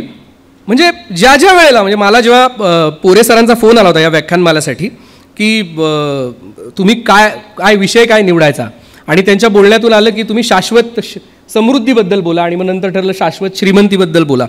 तर मी म्हटलं हो, शाश्वत श्रीमंती आणि समृद्धी याच्यावर बोलण्यासाठी ना मी आध्यात्मिक कुठल्या गोष्टींमध्ये प्रवीण आहे किंवा मी दुसऱ्या कुठल्याही गोष्टींमध्ये असं काय फार भव्य दिव्य काही केलेलं नाही आहे. उद्योगाच्या बाबतीत मी प्रयत्न करतोय, त्यामुळे मला हे कितपत जमेल याच्याबद्दल मी साशंक होतो. पण त्याच्यानंतर ज्यावेळेला त्यांनी मला विषय समजावून सांगितला त्यावेळेला मला ते फार सोपं वाटलं नंतर. आणि मी असा प्रयत्न केला की ठीक आहे ना, आपण करून तर पाहूया काय होईल. मग मी काय ठरवलं, तर मी हे ठरवलं की मला असं वाटतंय की मी जे शिकलो तिथं अनेक मंडळी बसलेत माझ्यासमोर, मी त्यांच्याकडून शिकलो, माझ्या आई वडिलांकडून शिकलो, माझ्या गुरूंकडून शिकलो, किंवा अनेक मंडळी जी पुस्तकातून मला भेटत गेली त्यांच्याकडून शिकलो. तर हे जे शिकलोय, ही जी मूल्य आपण शिकलोय तीच मूल्य आपण लोकांसमोर मांडूया. कारण मला असं वाटतं की जोपर्यंत तुम्हाला झोप शांतपणे लागते, तुम्हाला कोणतंही व्यसन न करता, तुम्हाला कोणत्याही झोपेच्या गोळ्या न घेता व्यसन तुम्ही झोपू शकत असाल तर तुम्ही समृद्ध जीवन जगताय ना, तुम्ही आनंदी जीवन जगताय. आणि तीच खरी श्रीमंतीची व्याख्या आहे. पैसे आणि ह्या गोष्टी जेव्हा तुम्ही प्रामाणिकपणे काम करता तेव्हा बाय प्रोडक्ट म्हणून त्या सोबत येतातच. सो मला असं प्रामाणिकपणे तुम्हाला सांगायचं आहे की इथे जर का तुम्ही या गोष्टीसाठी आला असाल की आत्ता आपण खूप इथून काहीतरी वेगळं घेऊन जाऊ आणि आपण भरपूर पैसे कमवू, तर ते न घेता ज्या काही महत्त्वाच्या मी गोष्टी सांगणार आहे, ज्या महत्त्वाच्या मला असं वाटतं की ज्या मी माझ्या आयुष्यात शिकल्या त्या गोष्टींपासून सुरुवात करूया. आणि त्यात सगळ्यात महत्त्वाची जी गोष्ट होती, जशी मी जमीन सुपीक करायला तुम्हाला म्हटलं की आपल्याकडे सगळीकडेच ते केलं जातं, तसंच आपल्याला बेसिक्स समजून घेता आले पाहिजेत. आता ते बेसिक्स काय असतात? एक पुस्तक आहे, इथे जी तरुण मंडळी जमली असतील त्या मंडळींसाठी माझी रिक्वेस्ट आहे, तुम्ही जर का ते लिहून घेऊ शकत असाल तर प्लीज लिहून घ्या. एक पुस्तक आहे what CEO wants to know. हे रामचरण यांचं पुस्तक आहे. मॅनेजमेंटवरती ते फार प्रचंड चांगलं लिहितात आणि कॉर्पोरेटमध्ये अत्यंत अभ्यासू आणि अख्ख्या जगभर प्रचंड गुडविल असलेला माणूस आहे. त्यांचं पुस्तक खूप खूप खूप चांगलं पुस्तक आहे. ज्यांना आयुष्यात लीडर बनायचं, म्हणजे इट्स नॉट अबाउट की तुम्हाला व्यवसाय करायचा आहे, तुम्हाला कुठेही नेतृत्व करायचं, तर त्या माणसाने त्यांचं what CEO wants to know छोटंसं पुस्तक आहे, ते नक्की वाचा. त्याच्या प्रस्तावनेमध्येच त्यांनी एक खूप चांगली गोष्ट मांडली आहे. ते असं म्हणतात की तुम्ही एखाद्या रस्त्यावरचा फळ विक्रेता असो, स्ट्रीट वेंडर असो, किंवा फॉर्च्यून 500 कंपनीचा, फॉर्च्यून 500 म्हणजे जगातल्या ज्या अत्यंत नामवंत मोठ्या कंपन्या आहेत त्यांचा CEO किंवा त्याचा ओनर असो, ह्या सगळ्यांपुढे तो जर त्याचा धंदा नीट चालायचा असेल तर 4 मुख्य गोष्टी त्याला करायला लागतात. पहिली गोष्ट कोणती असते तर त्या दोघांनाही कस्टमरला त्यांच्या नीट सर्व्हिस द्यायची असते, त्यांच्या कस्टमरला चांगलं प्रोडक्ट द्यायचं असतं. मग तो रस्त्यावरचा व्हेंडर असो नाही तर फॉर्च्यून 500 कंपनी असते. दुसरी गोष्ट जी त्यांना द्यायची असते ती असते कॅश फ्लो जो असतो त्यांचा, म्हणजे रोजचा येणारा पैसा हा पॉझिटिव्ह ठेवायचा असतो, म्हणजे त्याच्यात फायदा झाला पाहिजे. फायदा होत नसेल तर तो धंदा काही कामाचा नाही. तिसरी गोष्ट म्हणजे त्याचे जे ॲसेट्स आहेत, म्हणजे ते जे जे काही गोष्टी त्याच्याकडे आहेत त्याचा पुरेपूर वापर झाला पाहिजे. म्हणजे समजा एखाद्याचं ऑफिस आहे किंवा एखाद्याची फॅक्टरी आहे तर त्याने फक्त एकच शिफ्ट का चालवावी, त्याने ती शिफ्ट 2 शिफ्ट चालवावी किंवा 3 शिफ्ट चालवावी. 24 तास त्याच्याकडे इन्फ्रास्ट्रक्चर आहे, त्याने ते पूर्ण कॅपॅसिटीने वापरलं, त्याचा काही तोटा नाही. फळ विक्रेत्याने त्याच्याकडे जर का 2 फळांच्या गाड्या असतील तर त्याने दोन्ही ठिकाणी लावाव्यात, म्हणजे त्याच्या ॲसेट्सचा सगळा वापर करावा. हा तिसरा मुद्दा. आणि चौथ्यात सगळ्यात महत्त्वाचा, त्यानं त्याच्या व्यवसायामध्ये सतत शिकत राहिलं पाहिजे. म्हणजे एखाद्याचा जर का आंब्याचा व्यवसाय असेल तर त्याने उन्हाळ्यात आंब्याचा व्यवसाय करावा, पावसाळा आला दुसरी फळं आली त्याचा दुसऱ्याचा व्यवसाय करावा. एकदा जर का तो बाजारातनं फळं घेत असेल तर त्याने होलसेल शेतकऱ्याकडनं फळं घ्यावी, किंवा याच्यामध्ये पुढे जाऊन त्याने कॉन्ट्रॅक्ट फार्मिंग करावं. म्हणजे त्याने त्याच्या व्यवसायामध्ये सतत बदल करत राहायला पाहिजे. ही 4 महत्त्वाची तत्त्वं त्यांनी या पुस्तकाच्या प्रस्तावनेत मांडली. त्याच्यानंतर हेच तत्त्व तुम्ही जर का पाहिलं आहे जगभर, हे फक्त भारतात, मुंबईत, महाराष्ट्रात नाही, हे रामचरण यांचं तत्त्व हे अख्ख्या जगात कोणत्याही देशात कुठल्याही खंडामध्ये किंवा कुठलीही राजकीय परिस्थिती असताना ही 4ही तत्त्व लागू पडतात. म्हणजे तुम्ही जर का शाळेच्या दिवसात गेलात, मी जे बेसिक म्हणतोय, शाळेच्या दिवसात गेलात तर तुम्हाला एक ॲटम असतो, त्या ॲटममध्ये एक प्रोटॉन असतो, एक इलेक्ट्रॉन असतो आणि एक न्यूट्रॉन असतो. जर का तुम्हाला ह्या 3 गोष्टी व्यवस्थित बेसिक कळाल्या तर तुम्हाला रसायनशास्त्रातले कोणतेही प्रॉब्लेम आयुष्यभर सोडवता येतात. फक्त तुम्हाला याची क्लॅरिटी पाहिजे की ह्या ॲटममध्ये नक्की प्रोटॉन, इलेक्ट्रॉन आणि न्यूट्रॉन कसे आहेत ते. सो हे जर का बेसिक आहे, हे कळलं, व्यवसायाचं हे बेसिक कळलं किंवा आपल्या रोजच्या आयुष्यातल्या जगण्यातलं हे बेसिक कळलं की आपलं जगणं फार सुसह्य होऊन जातं. ह्या बेसिकची ना एक तुम्हाला साधी छोटीशी गोष्ट सांगतो. एक जॉर्जेस कॅव्हियर नावाचा प्राणीशास्त्रज्ञ होता. हे अभ्यासाचं महत्त्व किती महत्त्वाचं आहे हे कळणं आपल्याला फार गरजेचं आहे. हे आयुष्यात कुठे उपयोग येतं. जॉर्जेस कॅव्हियर हा प्राणीशास्त्रज्ञ होता आणि त्याला प्राण्यांवरच्या, आजही तुम्ही गुगल केलं तर तुमच्या लक्षात येईल की त्यानं प्रचंड प्राण्यांवरती काम केलं आहे. सो त्याला खूप सवय होती, तो रात्रीचे दिवसाचे प्राण्यांवरती सतत संशोधनं करायचा. तर त्याचे विद्यार्थी हे त्याला वैतागायचे की हे काय चाललंय म्हणून. सो एक दिवस त्याचे विद्यार्थी रात्रीच्या वेळी तो झोपलेला असताना अत्यंत विचित्र असा एका प्राण्याचा वेश धारण करतात ज्याने त्याला भीती वाटेल, आणि पायाला असे शूज घालतात ज्याचे खुरासारखे शूज दिसतील, आणि त्याला डोक्याला अशी शिंगं लावतात, अकराळ विक्राळ तो माणूस बनवतात. मुलगा त्याचं रूप घेतो, त्याचा विद्यार्थी, आणि ते जॉर्जेसच्या रूममध्ये जातात आणि त्याची अंगावरची चादर जोरात ओढतात आणि त्याला म्हणतात की तुला मी आता खाऊन टाकणार. तर तो जॉर्जेस काहीच फरक नाही पडत, तो अंगावर घेतो आणि तो अंगावर घेता घेता त्याला म्हणतो की तू मला खाऊ नाही शकणार. तर तो घाबरतो, मुलाला प्रश्न पडतो, परत झोपून घेतो तो. मग त्यांना राग येतो, ते पुन्हा ओढतात, आता मी तुला खरंच खाऊन टाकेन म्हणतो. तर जॉर्जेस कॅव्हियर अत्यंत शांतपणे त्याला म्हणतो, तू जा रे झोप म्हणे, ज्या प्राण्याला खूर आणि शिंग असतात तो प्राणी शाकाहारी असतो, तू मला खाऊ नाही शकत. हे का झालं? कारण जॉर्जेस कॅव्हियरने अभ्यासाने त्याला कळलं होतं की हे असं होत नाही. ह्याच्यातली सत्यता असत्यता तुम्ही चेक करू शकता. माझा हेतू तुम्हाला हे सांगायचा काय आहे की तुम्ही किंवा मी कुणीही बेसिक्स आपले क्लिअर असले पाहिजेत. मग ते आपला व्यावहारिकपणा असो, आपलं ज्ञान असो, कोणतंही आपलं करिअर असो, आपले बेसिक्स जर का क्लिअर नसतील ना तर मग आपला पाया कधीच मजबूत होणार नाही.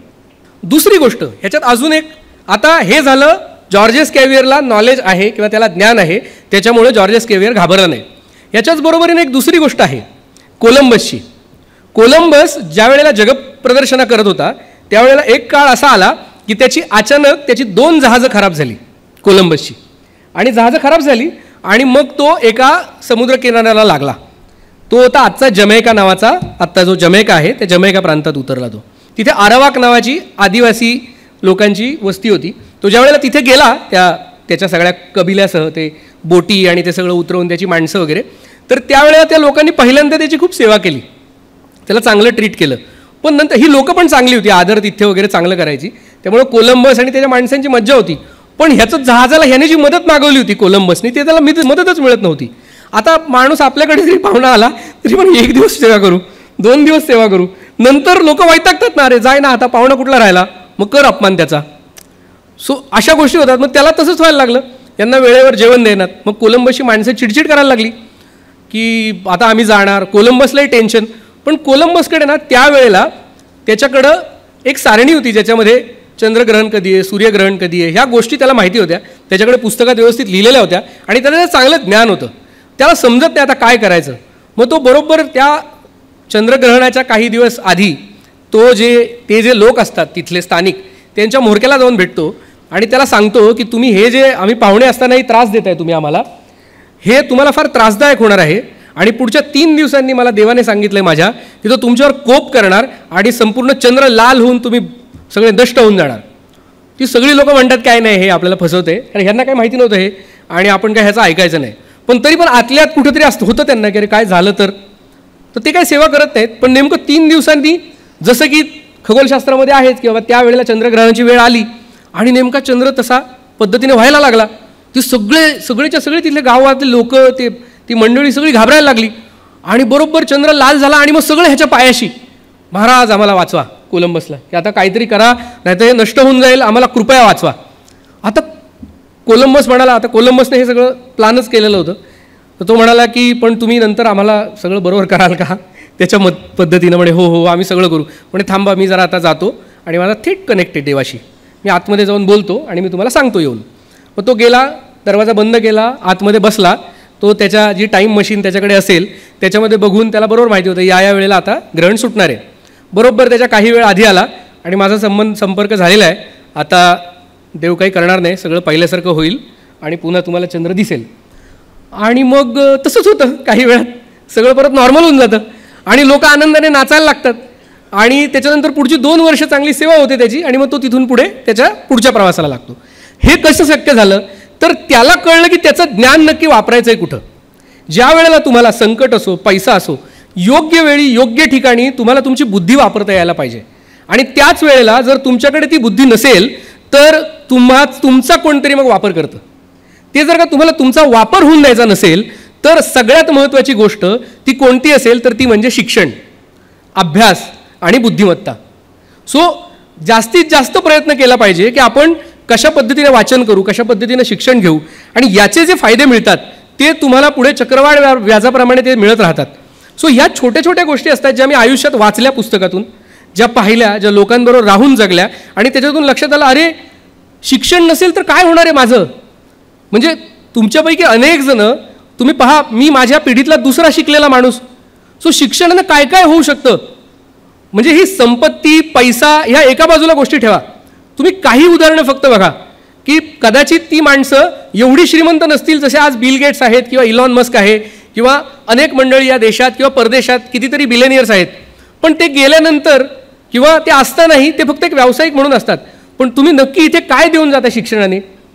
डॉक्टर बाबासाहेब आंबेडकरांसारखा माणूस जो पाव खाऊन जगला, जगातल्या सर्वोत्तम विद्यापीठांमध्ये त्यांनी शिक्षण घेतलं, ते तिथं बक्कळ पैसा कमवू शकले असते, पण ते पुन्हा भारतात आले. भारतात येऊन त्यांनी असं काही काम केलं की आज करोडो लोक कदाचित करोडपती झालेले आहेत. ही केवढी मोठी संपत्ती आहे.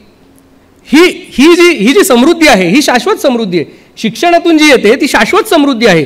जोपर्यंत आपल्याला शिक्षणाचं महत्त्व कळत नाही तोपर्यंत आपण श्रीमंतीची पहिली पायरी पण चढू नाही शकत.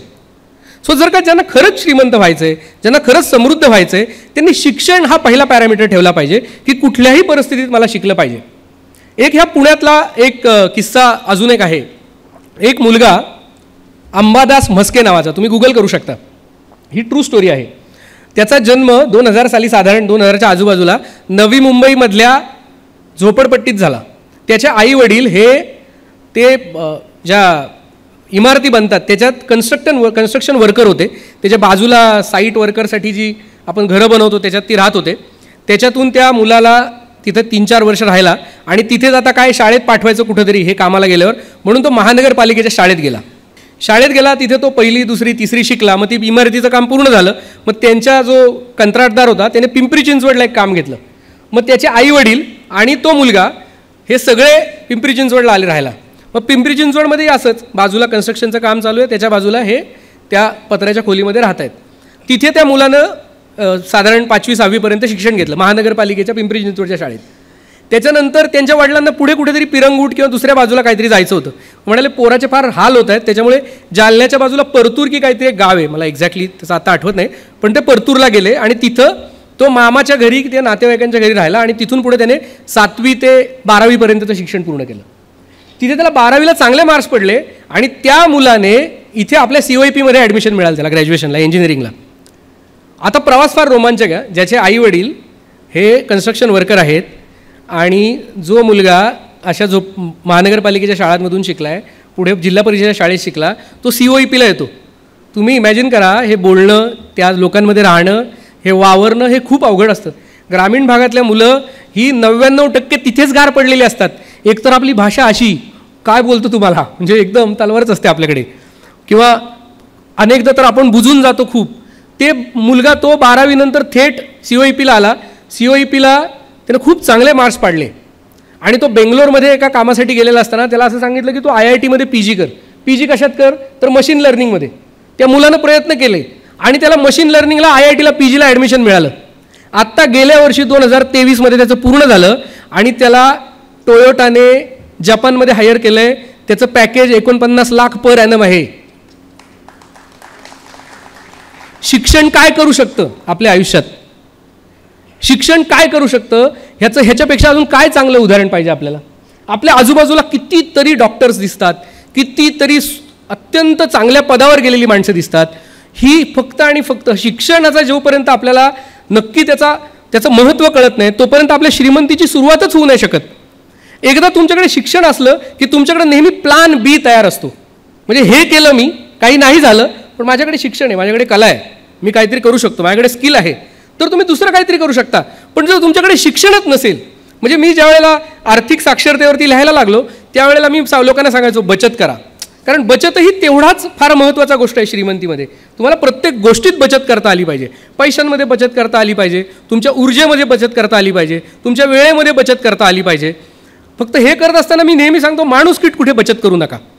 सो जसं बचत महत्त्वाचं आहे तसं ह्या सगळ्या गोष्टी तुम्हाला जमणं हे अत्यंत गरजेचं आहे. शिक्षण जोपर्यंत आपण करत नाही तोपर्यंत आपण पुढे जाऊ शकत नाही.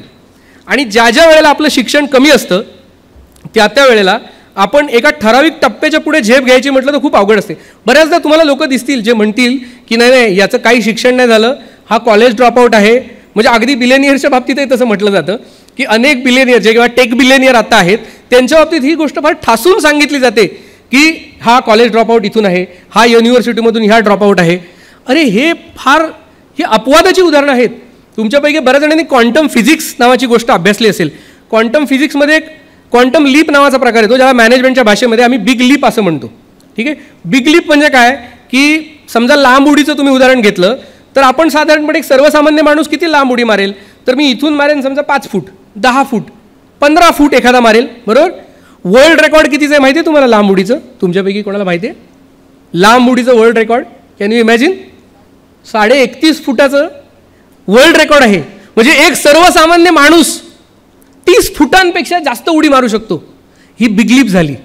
म्हणजे आयुष्यात माणसाला काहीही अशक्य नाही, सगळं शक्य आहे, प्रोव्हाइडेड त्याने हे समजून घेतलं पाहिजे. म्हणजे आजकालची जर का तुम्ही नावं बघितली ना या बिग लीपच्या याच्यातली तर फार आश्चर्यजनक नावं तुम्हाला दिसतील. म्हणजे तुम्ही इलॉन मस्कचं नाव घ्या किंवा तुम्ही बिल गेट्स घ्या किंवा तुम्ही आपल्या इथले मोर्डे चॉकलेट्स घ्या. 1200 करोडचा टर्नओव्हर आहे सर.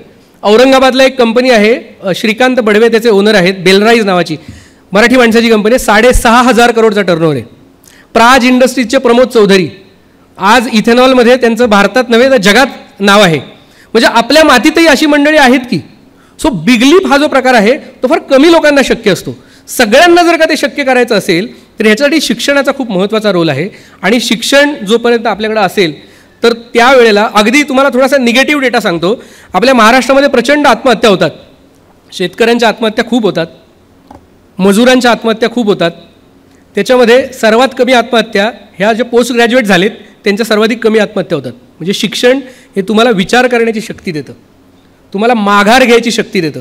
म्हणजे आपण ज्या पुण्यात आहोत आज, म्हणजे मला ज्या वेळेला शिवाजी महाराजांचा वरती मी ज्या वेळेला बोलतो त्यावेळेला छत्रपती शिवाजी महाराजांच्या बाबतीत मी एक गोष्ट नेहमी म्हणतो की मला छत्रपती शिवाजी महाराजांनी काय त्यांच्याकडून मी घेतलं, तर 15व्या वर्षापासून लढायांना सुरुवात ते 50 वर्षांचं हे आयुष्य, ह्या सगळ्या कालखंडात शिवाजी महाराज प्रचंड लढत राहिले, ते छत्रपती झाले, पण त्या दरम्यान त्यांना कितीतरी पराजय, कितीतरी तह हे सहन करावे लागले आणि ते करत करत करत करत आपले छत्रपती महाराज हे महान राजे बनले.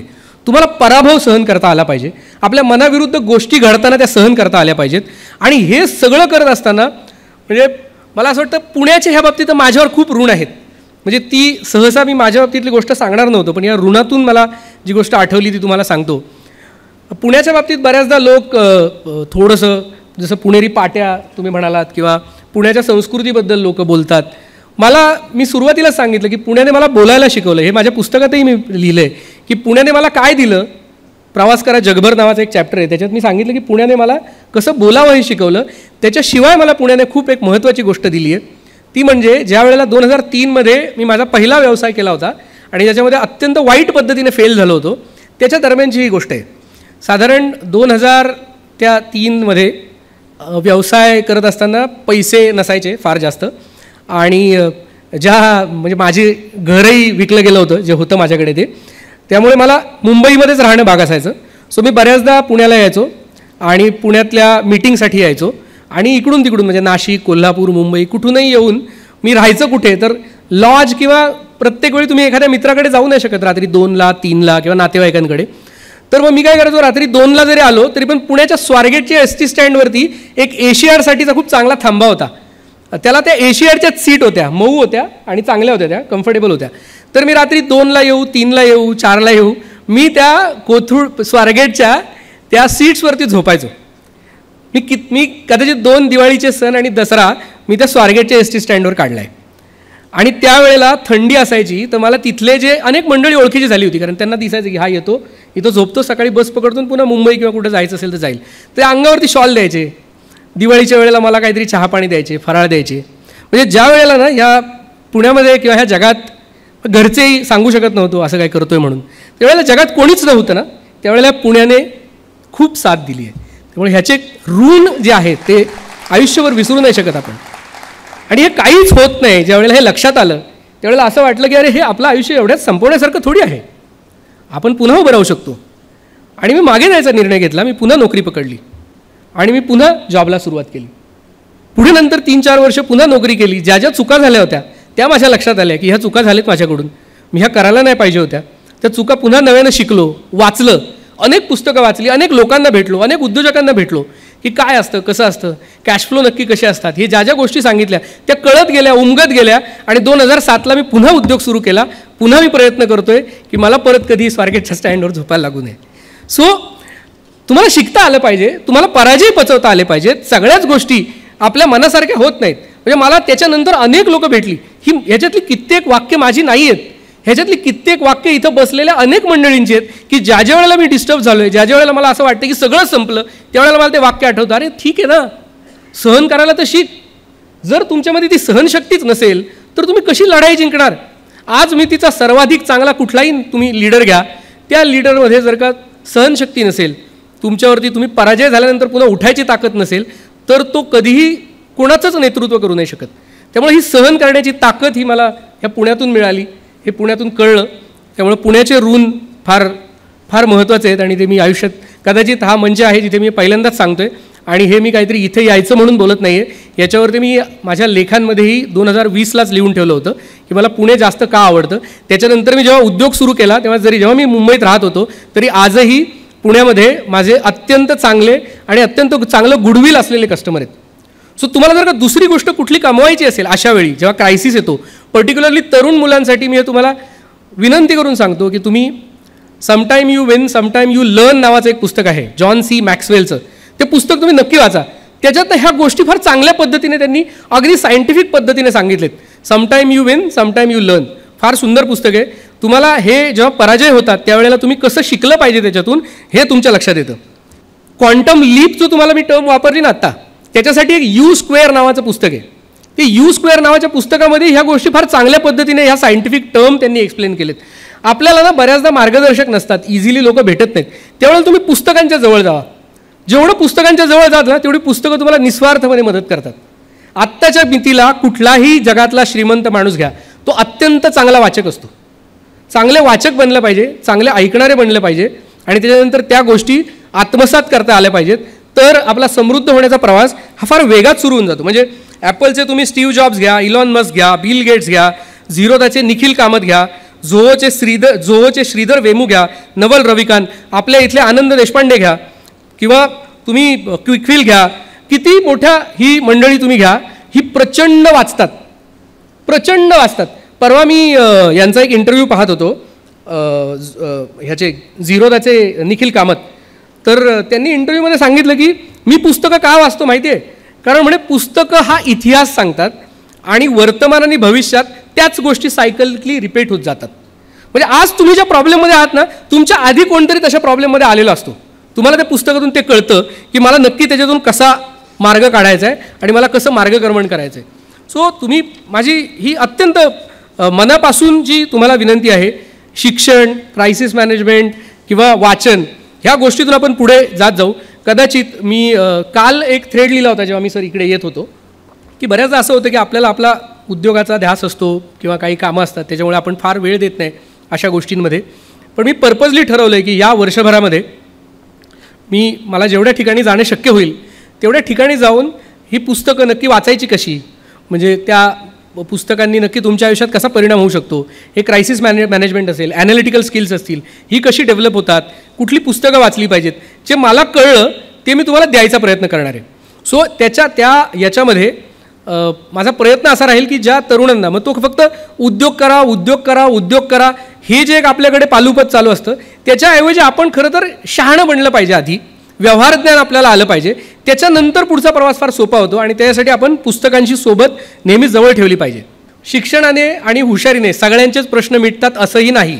म्हणजे तुम्हाला निकोला टेस्ला माहिती असेल, आज सगळ्यांना टेस्ला कंपनीमुळे माहिती असेल, पण निकोला टेस्लाचं काम जगात सगळ्यात जर का चांगला सायंटिस्ट कोण असेल तर ते निकोला टेस्ला होते. निकोला टेस्ला हे मी मागे एकदा एका थ्रेडमध्ये माझ्या सॅटर्डेच्या लिहिलं होतं. जर कोणी मराठी ट्विटरवरची मंडळी असतील इथे तर त्यांनी कदाचित ते वाचलं असेल. सो माझा हा प्रवास इथपर्यंतचा त्या मराठी ट्विटरमुळेच झाला आहे, त्याच्यामुळे it's very close to my heart.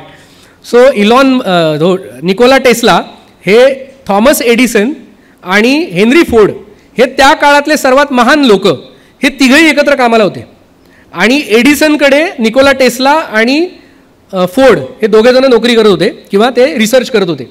या रिसर्चमध्ये निकोला टेस्ला आणि एडिसन हा DC करंटवरती रिसर्च करायचा आणि निकोला टेस्लाला AC करंट, आणि आजची जी तुम्ही इंडक्शन मोटर वगैरे बघता हे सगळं त्याचे संशोधन आहेत किंवा ट्रान्सफॉर्मर, हे सगळे निकोला टेस्लाचे आहेत.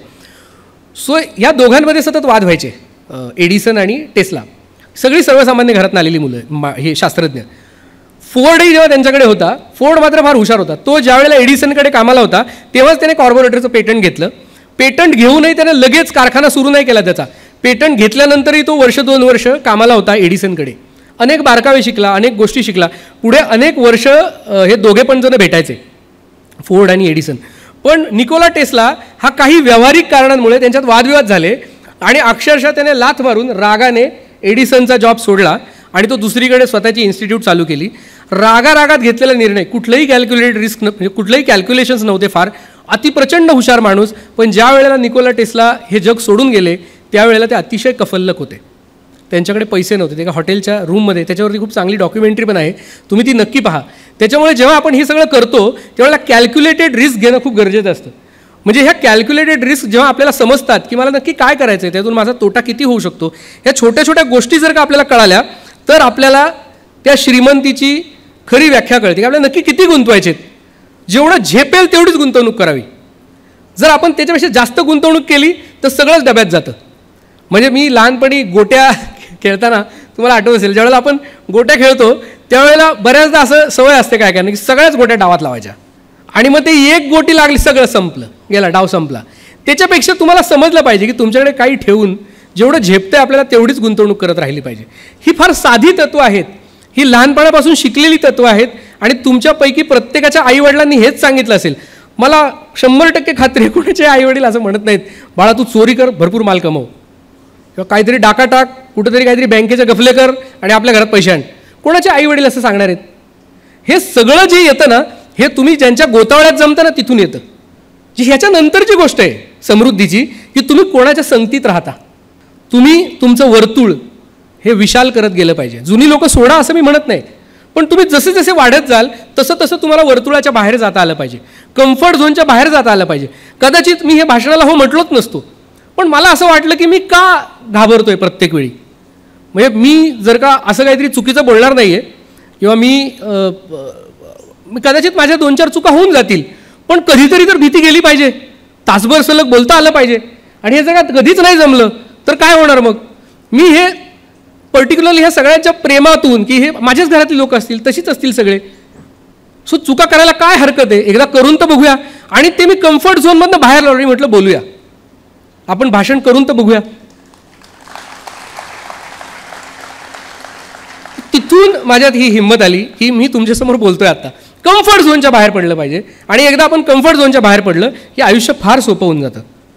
अनेक लोकांशी मी बोललो होतो, म्हणजे आजपर्यंत आयुष्यात जेव्हा जेव्हा मला प्रश्न पडतात त्यावेळी मी लोकांशी बोलतो आणि मी मदत घेत असतो त्यांची, की आता हा असा प्रॉब्लेम झाला आहे, मला काय करता येईल.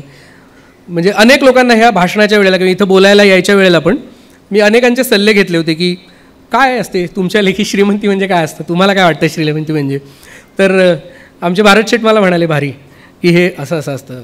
अजून आमचे पाटील साहेब आहेत ते म्हणाले हे श्रीमंती म्हणजे हे असं असतं. माझे काही व्यावसायिक मित्र आहेत ते म्हणाले की हे असं असतं. आमचे कोल्हापूरचे माझे कस्टमर आहेत, फार मोठा बिझनेस आहे, म्हणजे त्यांचा 200 करोडचा वगैरे आता त्यांचा टर्नओव्हर आहे. आणि मी त्यांना परवा फोन केला. मी म्हटलं सर मला पुण्यामध्ये या व्याख्यानमालेत बोलायला जायचं आहे आणि माझा विषय आहे शाश्वत श्रीमंती. तरुणांनो शाश्वत श्रीमंत व्हा. म्हटलं सर तुम्हाला काय वाटतं आहे श्रीमंतीची व्याख्या. मला म्हणे बघ मी तुला सांगतो आता मी 200 कोटीचा टर्नओव्हर आहे माझा, पण म्हणजे मला श्रीमंती काय वाटते माहिती आहे की मी घरी जाताना रोज ऑफिसमधनं 5:30-6ला निघतो, मी बाजारात जातो जिथं शेतकरी आलेले असतात शेतीचा माल घेऊन, आणि मला जी भाजी खावीशी वाटते ती मी स्वतः अर्धा तास खरेदी करतो. पालेभाजी घ्यायची आहे का फळभाजी घ्यायची आहे की अजून काय घ्यायचं आहे, आणि ते रोज घेऊन मी स्वतः घरी जातो आणि माझ्या घरचे मला ते जेवण बनवून देतात. ते कोल्हापूरचे आहेत. ते म्हणे मी रविवारी सकाळी जातो म्हणे मटण घ्यायला, मला जे पाहिजे ते घेतो आणि ते मी माझ्या घरी आणून बनवून खातो म्हणे. ते सागर संगीत सोहळा होतो.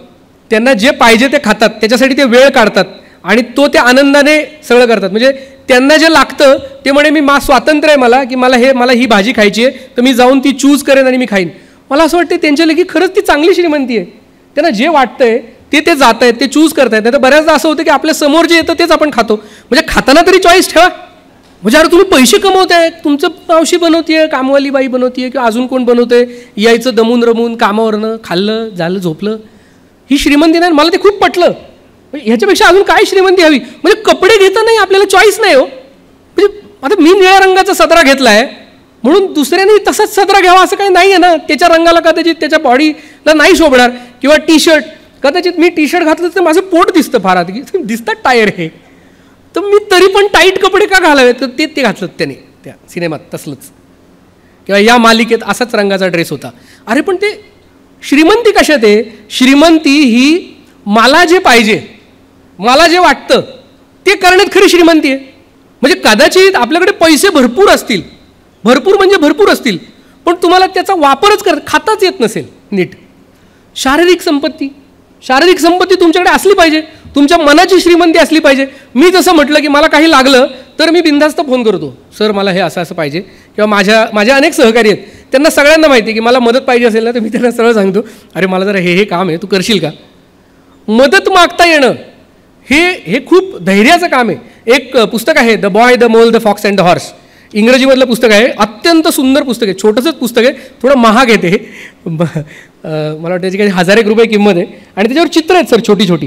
त्याच्यामध्ये द बॉय म्हणजे एक लहान मुलगा, मोल, घोडा आणि the boy the mole the fox and the horse, fox आहे त्याच्यामध्ये. ते चौघांचा प्रवास आहे. त्याच्यातनं तो छोटा मुलगा की तो मोल त्या घोड्याला विचारतो what is your strongest point, आणि तो घोडा म्हणतो की मी मदत मागू शकतो म्हणे कोणालाही. म्हणजे तुम्ही कितीही वरच्या स्थानावर गेलात ना तरी तुम्हाला मदत मागता आली पाहिजे, तुमच्यापेक्षा खालच्या माणसाकडून पण, तुमच्यापेक्षा वरच्या माणसाकडून पण. आणि त्याच्यानंतरचा दुसरा गुण कुठला पाहिजे की तुम्हाला न मागता दुसऱ्याला मदत करता आली पाहिजे.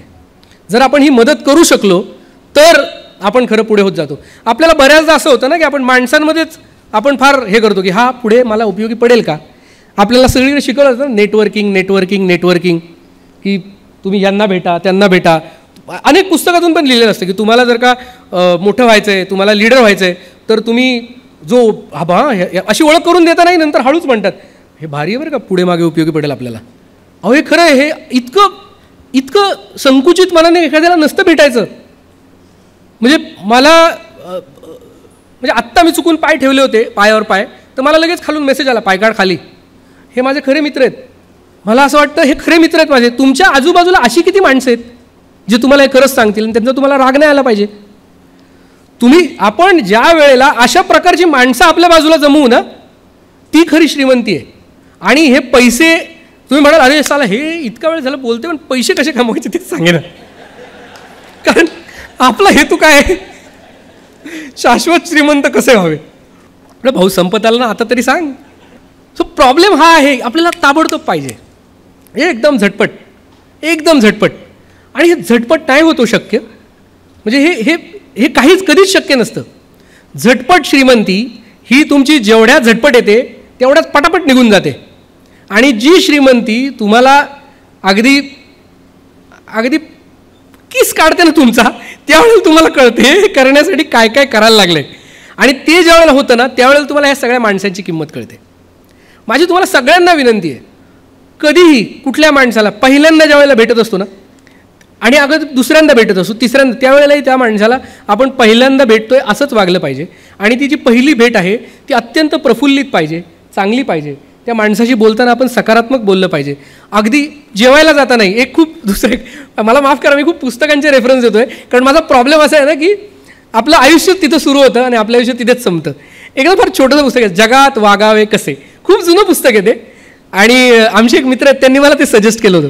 त्याच्यात खूप भारी वाक्य होतं की जेवायला गेलं ना आपण कोणाच्या घरी, तर आपल्याला समजा 10 आयटम दिलेत त्यांनी, त्याच्यातले 2 आयटम चांगले होते, 8 आयटममध्ये लय गोंधळ होता. ते जेवायला गेल्यानंतर आपण त्यांना म्हणायचं हे खूप छान होतं, मला हे जेवण खूप आवडलं.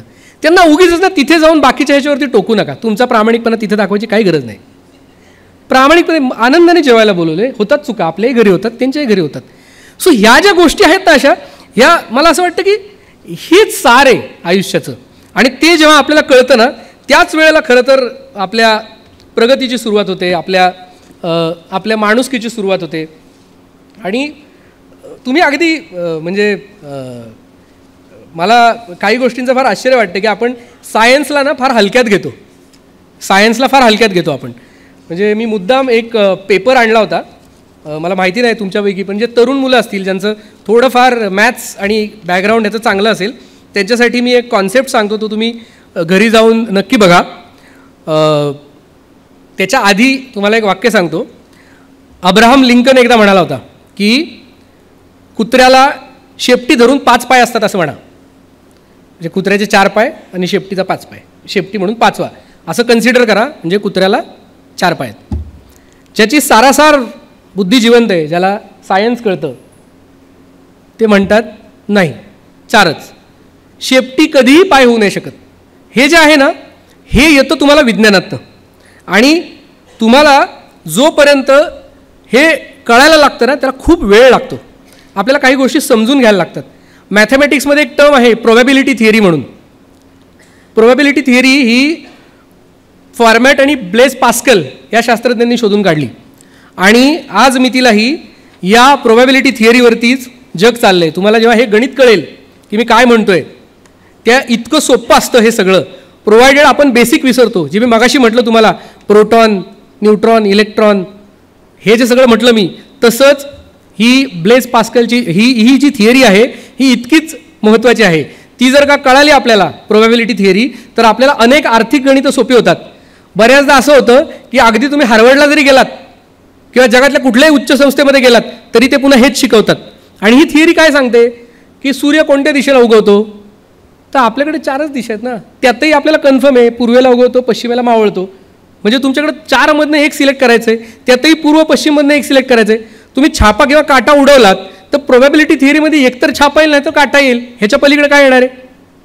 सो तुम्ही ज्यावेळेला झिरो डाऊन करत जाता शक्यतांना, तुम्ही ज्यावेळेला फनेल लावता एखाद्या प्रॉब्लेमला आणि तुम्ही जेव्हा प्रोबॅबिलिटी थिअरी लावता ती जेव्हा आपण मनापासून शिकतो ना त्यावेळेला आपल्याला अनेक प्रॉब्लेम सोपे होत जातात. तुमचा जो दृष्टिकोन आहे ना तो ॲनालिटिकल असला पाहिजे. कधीतरी आपण फक्त ॲनालिटिकल माइंडसेट कसं तयार करायचं याच्यावरती बोलूया मे बी एखाद्या सेशनमध्ये. पण या प्रोबॅबिलिटी थिअरीचे क्लासिकल म्हणजे जी फक्त थिअरीवरती आधारित असते, दुसरी असते अनुभवजन्य की तुम्ही अनुभव घेतला की तुम्हाला कळतं की नाही हे नाही करायचं. एखादा वेंडरनं माल सप्लाय केला पण त्या मालात खूप प्रॉब्लेम आला, त्याला नंतर रिपीट नका करू. एकदा अनुभव घेतला, करायचा असेल तर पुढे पेमेंट टर्म्स वगैरे नीट करा. अनुभवजन्य. दुसरा असतो काल्पनिक. एक तुम्ही इमॅजिन करता की नाही मला हा माणूस ना थोडासा क्रुकेड वाटतोय, मला नाही करायचं आहे काम. एक बॉडी लँग्वेज आपल्याला कळते की नाही फसवतोय मला हा बोलण्यात. आणि चौथं असतं जे तुम्हाला स्वयंसिद्ध, जे 100% खरंच आहे. सो तुम्हाला ह्या प्रोबॅबिलिटीज थिअरी जेव्हा कळतील, ह्या मायक्रो इकॉनॉमिक्स मग कळणं आपल्याला फार सोपं होऊन जातं. आयुष्यातली अनेक गणितं जे अनेक तुमच्यापैकी मंडळी इथे आली असतील, जे तरुण आहेत पर्टिक्युलरली, जे माझ्यापेक्षा वयाने जास्त आहेत, त्यांना मी खरं या गोष्टी सांगणं हे मला थोडंसं अवघड वाटतं आहे. पण या सगळ्यांमध्ये तुम्ही तुमचं गुडविल वाढवा. जेव्हा आपण गुडविल वाढवू त्यावेळेला आपण ते जेवढं वाढवू तेवढं ते वाढत जातं आणि ते खरं चक्रवाढ व्याजाप्रमाणे. मला अनेकदा असं झालं आहे, एकदा माझ्याकडे एक खूप मोठा प्रोजेक्ट आला आमच्याकडे, माझे काही सहकारी इथं आहेत त्यांना माहिती आहे. खूप मोठा प्रोजेक्ट आला जो आम्ही त्या काळी एक्झिक्यूट करू शकत नव्हतो, माझ्याकडे तेवढे पैसे नव्हते. सो आम्ही म्हटलं काय करायचं, सोडून द्यायचा, काय करायचं. सगळेजण म्हणत होते हे झेपणार नाही आपल्याला. त्याच्यानंतर मला एक उपाय म्हणजे सुचला आणि मी माझ्या वेंडर्सला फोन केले. मी म्हटलं पहा ही अशी अशी ऑर्डर आहे, तर आम्हाला जर नाही मिळालं तर तुम्हाला पण नाही मिळणार. तुम्हाला जर द्यायचं असेल तर आपण सोबत मिळून करू, पण तुम्हाला आम्हाला इथे इथे ही मदत करायला लागेल. आणि त्यांनी खरंच ती मदत केली. हे गुडविल असतं. म्हणजे तुम्ही ज्यावेळेला 5, 10, 20 वर्ष काम करता, तुम्ही ते गुडविल बिल्ड करता, त्यावेळेला ते खूप सोपं जातं. आपल्याकडे भारतात ना गुडविल हे अजूनही ब्रँडबरोबर जुळलं जात नाही. म्हणजे तुम्ही अमेरिकेची ॲपल नावाची कंपनी घ्या उदाहरणार्थ. आता ॲपल नक्की काय बनवत होतं पूर्वी? कम्प्युटर्स किंवा त्याचे मॅकिंटोश त्यांचे सॉफ्टवेअर्स, बरोबर. अचानक ॲपल आलं म्हटलं आम्ही मोबाईल आणणार आणि त्यांनी टचस्क्रीनचा मोबाईल दिला, ज्यावेळेला टचस्क्रीन फार पॉप्युलर नव्हतं. मोबाईल असा सेटल होतोय त्यांचा. ते म्हणाले आम्ही आयपॅड देणार आता, आयपॅड. आणि लोकांनी आयपॅडवर उड्या मारल्या. नंतर अचानक म्हणाले आता आम्ही आमचा लॅपटॉप देणार, हे देणार, ते देणार. तुम्ही जर का त्यांचं मार्केट बघितलं ना आत्ता अमेरिकेच्या तुलनेमध्ये, तर प्रचंड मोठ्या प्रमाणात वाढले आणि सगळं एंड टू एंड ते सगळं देत आहेत. प्रचंड मोठ्या प्रमाणात ते आता मार्केट कॅप्चर करतायत. आता काय करतं आहे ॲपल? आता ॲपल बॅटरी बॅकअप देते, मागे हे असली पाकिटं पण विकते. त्याच्यानंतर तुम्हाला ते एअरपॉड्स देते. म्हणजे काय काय हे कशामुळे शक्य आहे? बरं, लोक लाईन लावून घेत आहेत. घड्याळ काढलं ॲपलने, घड्याळाला पण लाईन लागली. ही ब्रँड व्हॅल्यू आहे. म्हणजे माझा एक मित्र इथं बसला आहे, तो घड्याळाची त्याला हिस्ट्री विचारली तर ते 500 वर्षे सांगेल. घड्याळ पार अगदी जन्मकुसून झाला, कसा झाला, काय झालं. त्याने पण ॲपलचं वॉच घेतलं. अरे किती हिस्ट्री आहे त्याला. ही ब्रँड व्हॅल्यू भारतामध्ये समजायला पाहिजे. ज्या वेळेला आपल्याला ब्रँड व्हॅल्यू कळेल ना, तिथून कदाचित टाटांना ही ब्रँड व्हॅल्यू खूप चांगली कळाली आणि टाटांनी ते जपलं, सामाजिक एक वसा घेतला. आजही आपण आपले लोकमान्य टिळक असतील, न्यायमूर्ती रानडे असतील, यांना का ओळखतोय आपण यांना? कारण त्यांनी त्यांच्याकडे जो पैसा होता, जे ज्ञान होतं, ते समाजासाठी पुन्हा वापरलं ना. त्यांनी एक ब्रँड तयार केला, म्हणून 150 वर्षानंतर आपण त्यांना ओळखतोय. अगदी सयाजीराव गायकवाड महाराज म्हटलं मी तुम्हाला आत्ता. सयाजीराव गायकवाड महाराजांच्या आधी काही कुठले राजे झाले नव्हते काय बडोद्यात? किंवा त्यांच्यानंतर कोणी झालं नाही? शाहू महाराजांच्या आधी पण होतेच की, आत्ता पण आहेतच की, सगळेच आहेत. पण शाहू महाराजांनी आणि सयाजीराव गायकवाड महाराजांनी पैसा आणि बुद्धिमत्ता याचा वापर करून सत्तेनं जे लोकांसाठी केलं ते खूप महान होतं. छत्रपती शिवाजी महाराजांनी जो इथला मूलमंत्र रुजला तो खूप महान होता. तर ह्या ज्या गोष्टी आहेत ह्या आपल्याला कळल्या पाहिजेत. तो जो ब्रँड आहे, तो ब्रँड आणि गुडविल आपल्याला कसं बनवता येईल ते एकदा बनलं की भारतामध्ये जी आत्ताची सिच्युएशन आहे, म्हणजे मी तुम्हाला अत्यंत प्रामाणिकपणे सांगतो, ज्या पद्धतीचे तरुण आपल्याकडे आहेत आणि जे तरुणांचं वय आहे, ती प्रोडक्टिव्हिटी जर आपण पुढच्या 10-15 वर्षात नीट वापरली, त्यांनी जर का तसे स्किलसेट घेतले, तर आपण जगामध्ये महासत्ता होऊ शकतो.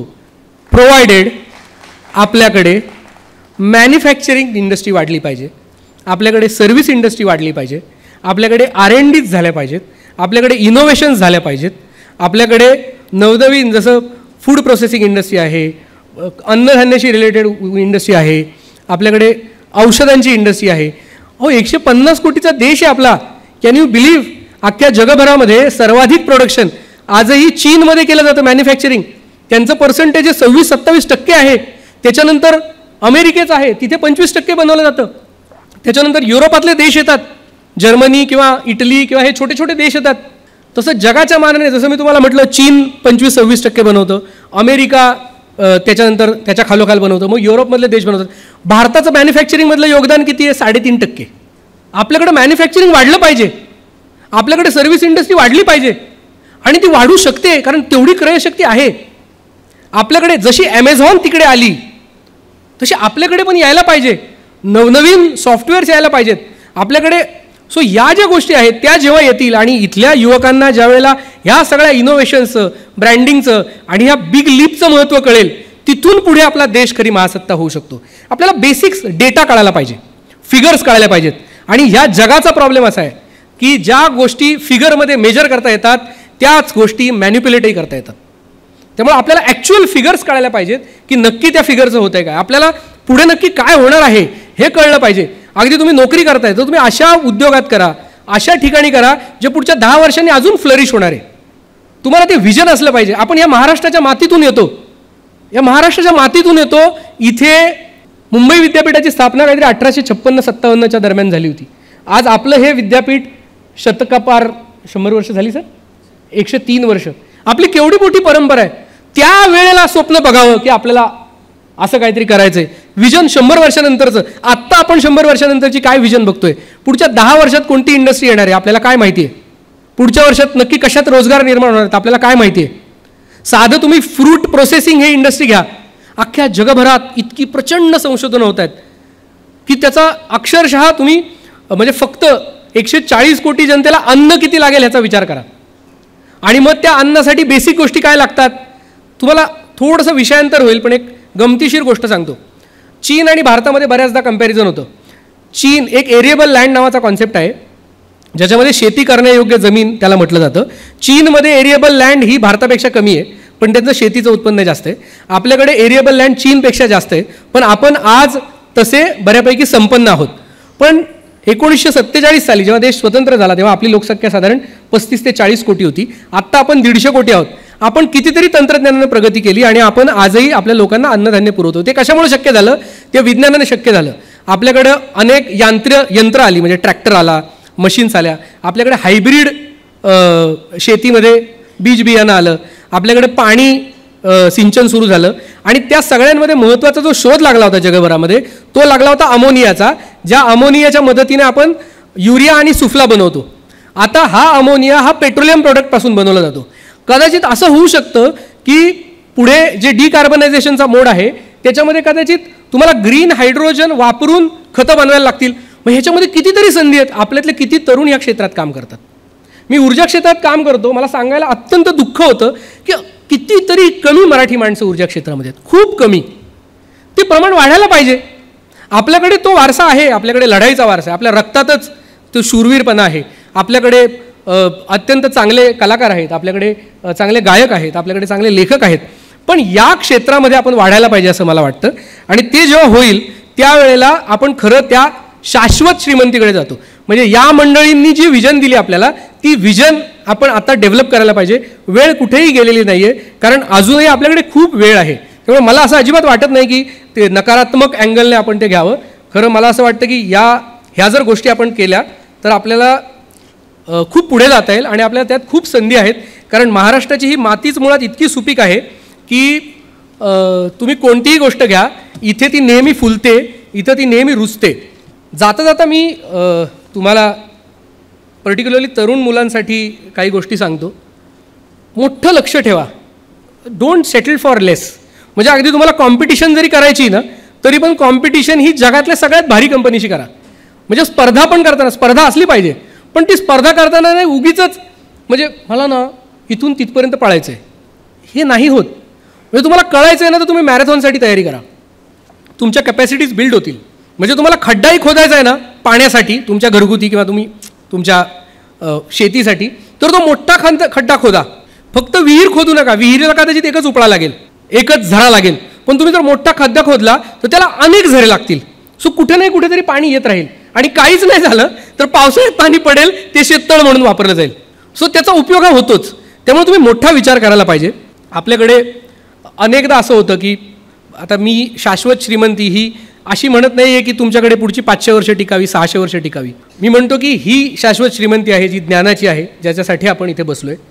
आणि आपल्याला अशा गोष्टींमध्ये जर का लक्ष द्यायचं असेल तर मी ही जी तुम्हाला 4-5 प्रिन्सिपल सांगितली त्याच्यावरती लक्ष द्यायला लागेल, त्याच्यावरती फोकस राहायला लागेल.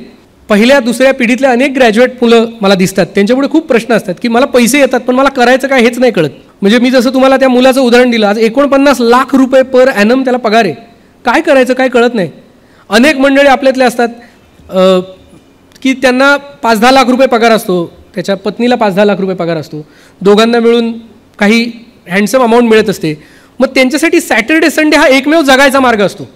मग ते सॅटर्डे संडे विषारी झालेत, अक्षरशः जाऊन धपाधप पैसे खर्च करतात. सो त्याच्याऐवजी नक्की आपण कसं जगलं पाहिजे.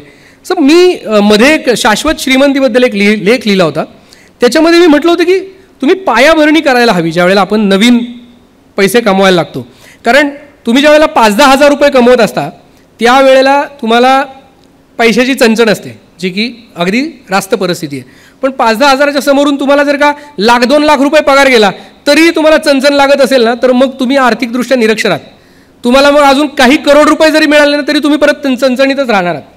त्यामुळे अशा वेळेला काय करायचं, तुम्हाला काही पैसे येत आहेत ना तर विमा आणि ह्या सगळ्या गोष्टी तुम्ही सगळीकडून वाचल्याच असतील.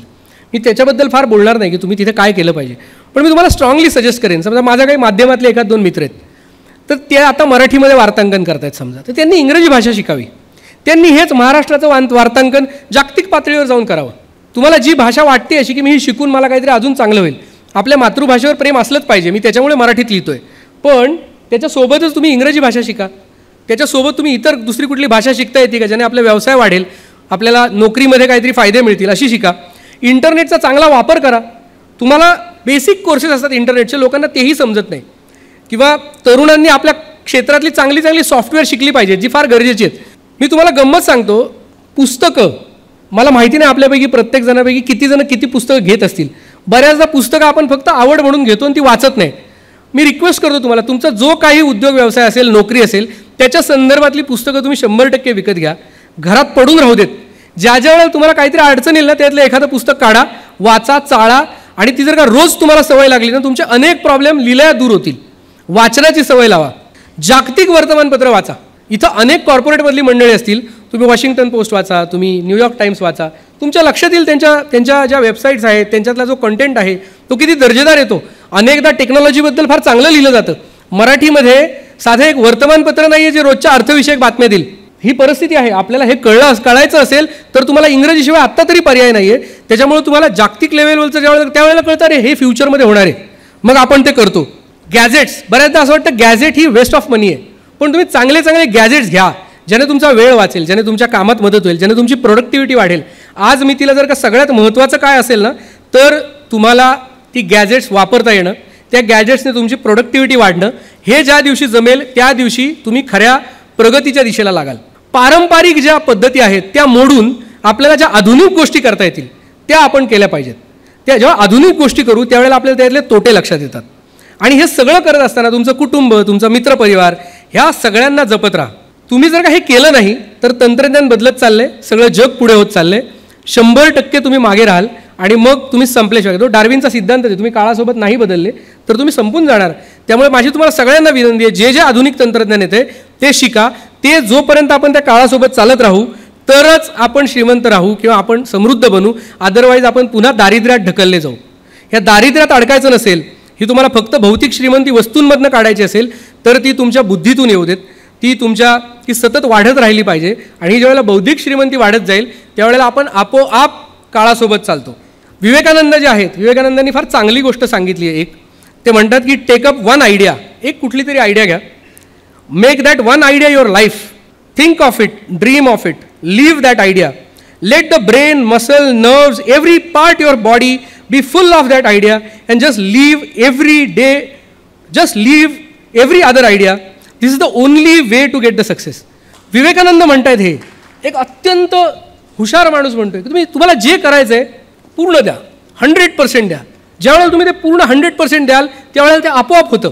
आज मी तिला, तुम्ही पहा, तुम्ही कुठलंही नाव घ्या जे तुम्हाला, आज समजा आपण महाराष्ट्रापुरतं बोलूया, यू टेक सचिन तेंडुलकर, तुम्ही लता मंगेशकरांचं उदाहरण घ्या, दीदींचं, किंवा तुम्ही आज मी तिला कुठलेही उद्योजक घ्या, अगदी इलॉन मस्क घ्या किंवा तुम्ही कोणताही उद्योजक घ्या, ह्या सगळ्यांच्या बाबतीत काय होतं, सुरुवातीला समजा मी पण उद्योजक आहे एक, आपण सुरुवातीला कधीतरी नोकरी करतो, किंवा तेंडुलकरच्या बाबतीत तो कधीतरी बॅटिंग करत होता, एखादा माणूस एखाद्या शिक्षणामध्ये काहीतरी काम करत असतो तर तो त्याच गोष्टीवरती फोकस्ड असतो.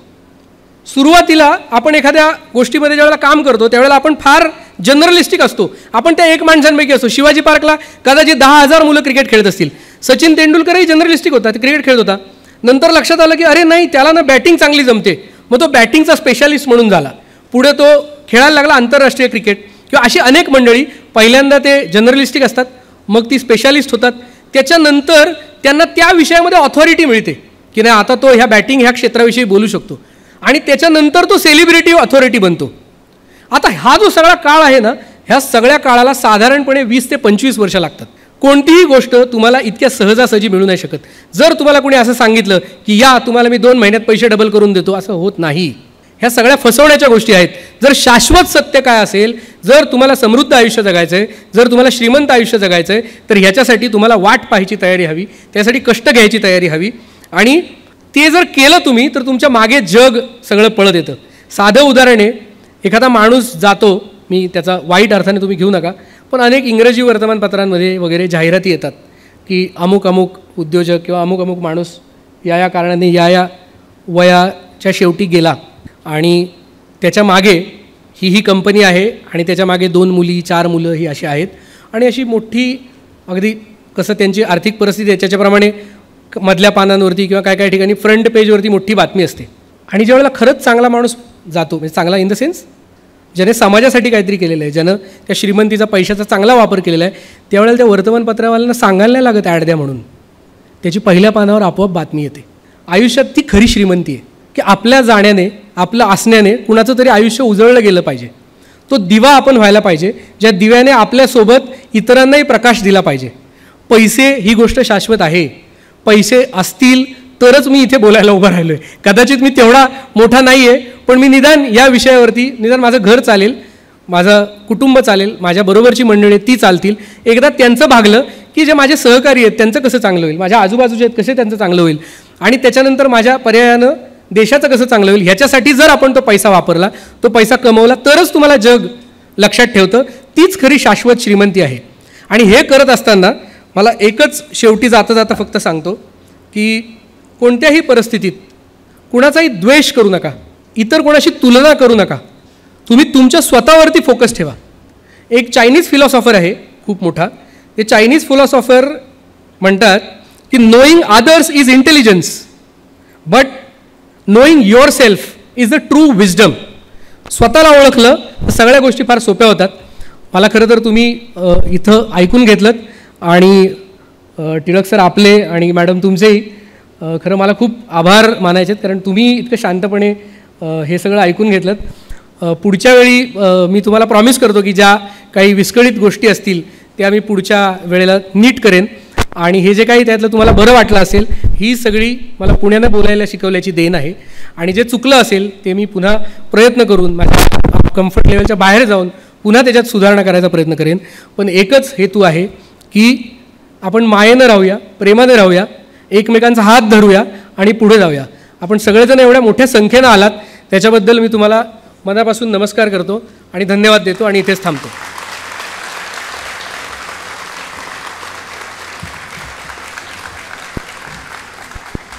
श्रोते हो, आज असं म्हणतात की पिढी 5-5 वर्षांनीच बदलते, तरुणांचे मोबाईल तर 2-2 वर्षांनीच बदलतात. त्यामुळे शाश्वत शब्द आज ऐकून घेणं आणि तो समजणं हे सुद्धा अवघड झालं आहे. पण तरुणाईलाही अगदी सहजपणे पचनी पडेल इतक्या सुंदर तऱ्हेने शाश्वत श्रीमंतीविषयी व्याख्यान दिलं, याबद्दल प्रफुल्लजी आपले आभार. ज्यांच्या नावातच प्रफुल्ल आहे त्यांच्या व्याख्यानाविषयी वेगळं सांगायची गरज नाही, पण याची नक्की खात्री देतो की टिळक सरांनी याचा उल्लेख केला. वसंत व्याख्यानमालेच्या या प्रदीर्घ इतिहासावर जेव्हा पुढच्या वर्षी स्मरणिका होईल तेव्हा या सर्व मान्यवर उद्घाटकांच्या मंडळीत आपलंही नाव समाविष्ट झालेलं असेल. आजचं व्याख्यान कैलासवासी पूनमचंद सुराणा स्मृती व्याख्यान होतं. उद्याचं व्याख्यान कैलासवासी गौरी टिळक स्मृती व्याख्यान असेल. उद्याच्या व्याख्यानाचा विषय आहे राष्ट्र उभारणीत महिलांची भूमिका आणि उद्याच्या वक्ते असतील श्रीमती राजलक्ष्मी जोशी. सर्व श्रोत्यांचे मनपूर्वक आभार, सर्व माध्यमांचे मनपूर्वक आभार. माननीय डॉक्टर दीपक टिळक सरांनी अध्यक्षस्थान स्वीकारलं आणि नेहमीच ते आम्हाला मार्गदर्शन करतात, पाठिंबा देतात, नवीन गोष्टींना स्वातंत्र्य देतात. सरांचे आभार. आणि यंदापासून व्याख्यानमालेच्या ज्ञानसत्राचा उत्तम समन्वय राखण्याची जबाबदारी डॉक्टर गीताली टिळक समर्थपणे पार पाडत आहेत, त्यांचाही आभार. टिळक महाराष्ट्र विद्यापीठाच्या माध्यम विभागाच्या वतीनं त्यांनी अतिशय मोलाचं सहकार्य देऊ केलं आणि ते पुढेही चालू राहणार आहे. यूट्यूबवर सगळी व्याख्यानं येत राहणार आहेत. तेव्हा मॅडम ज्याचं नेतृत्व करतात त्या विद्यापीठाचं आणि टिळक महाराष्ट्र विद्यापीठाच्या मीडिया अँड जर्नलिझम विभागाचाही आभार. आजचा कार्यक्रम आपण इथेच संपवतो आहेत. आपण असाच प्रतिसाद उर्वरित व्याख्यानांनाही द्यावा अशी विनंती करतो. धन्यवाद.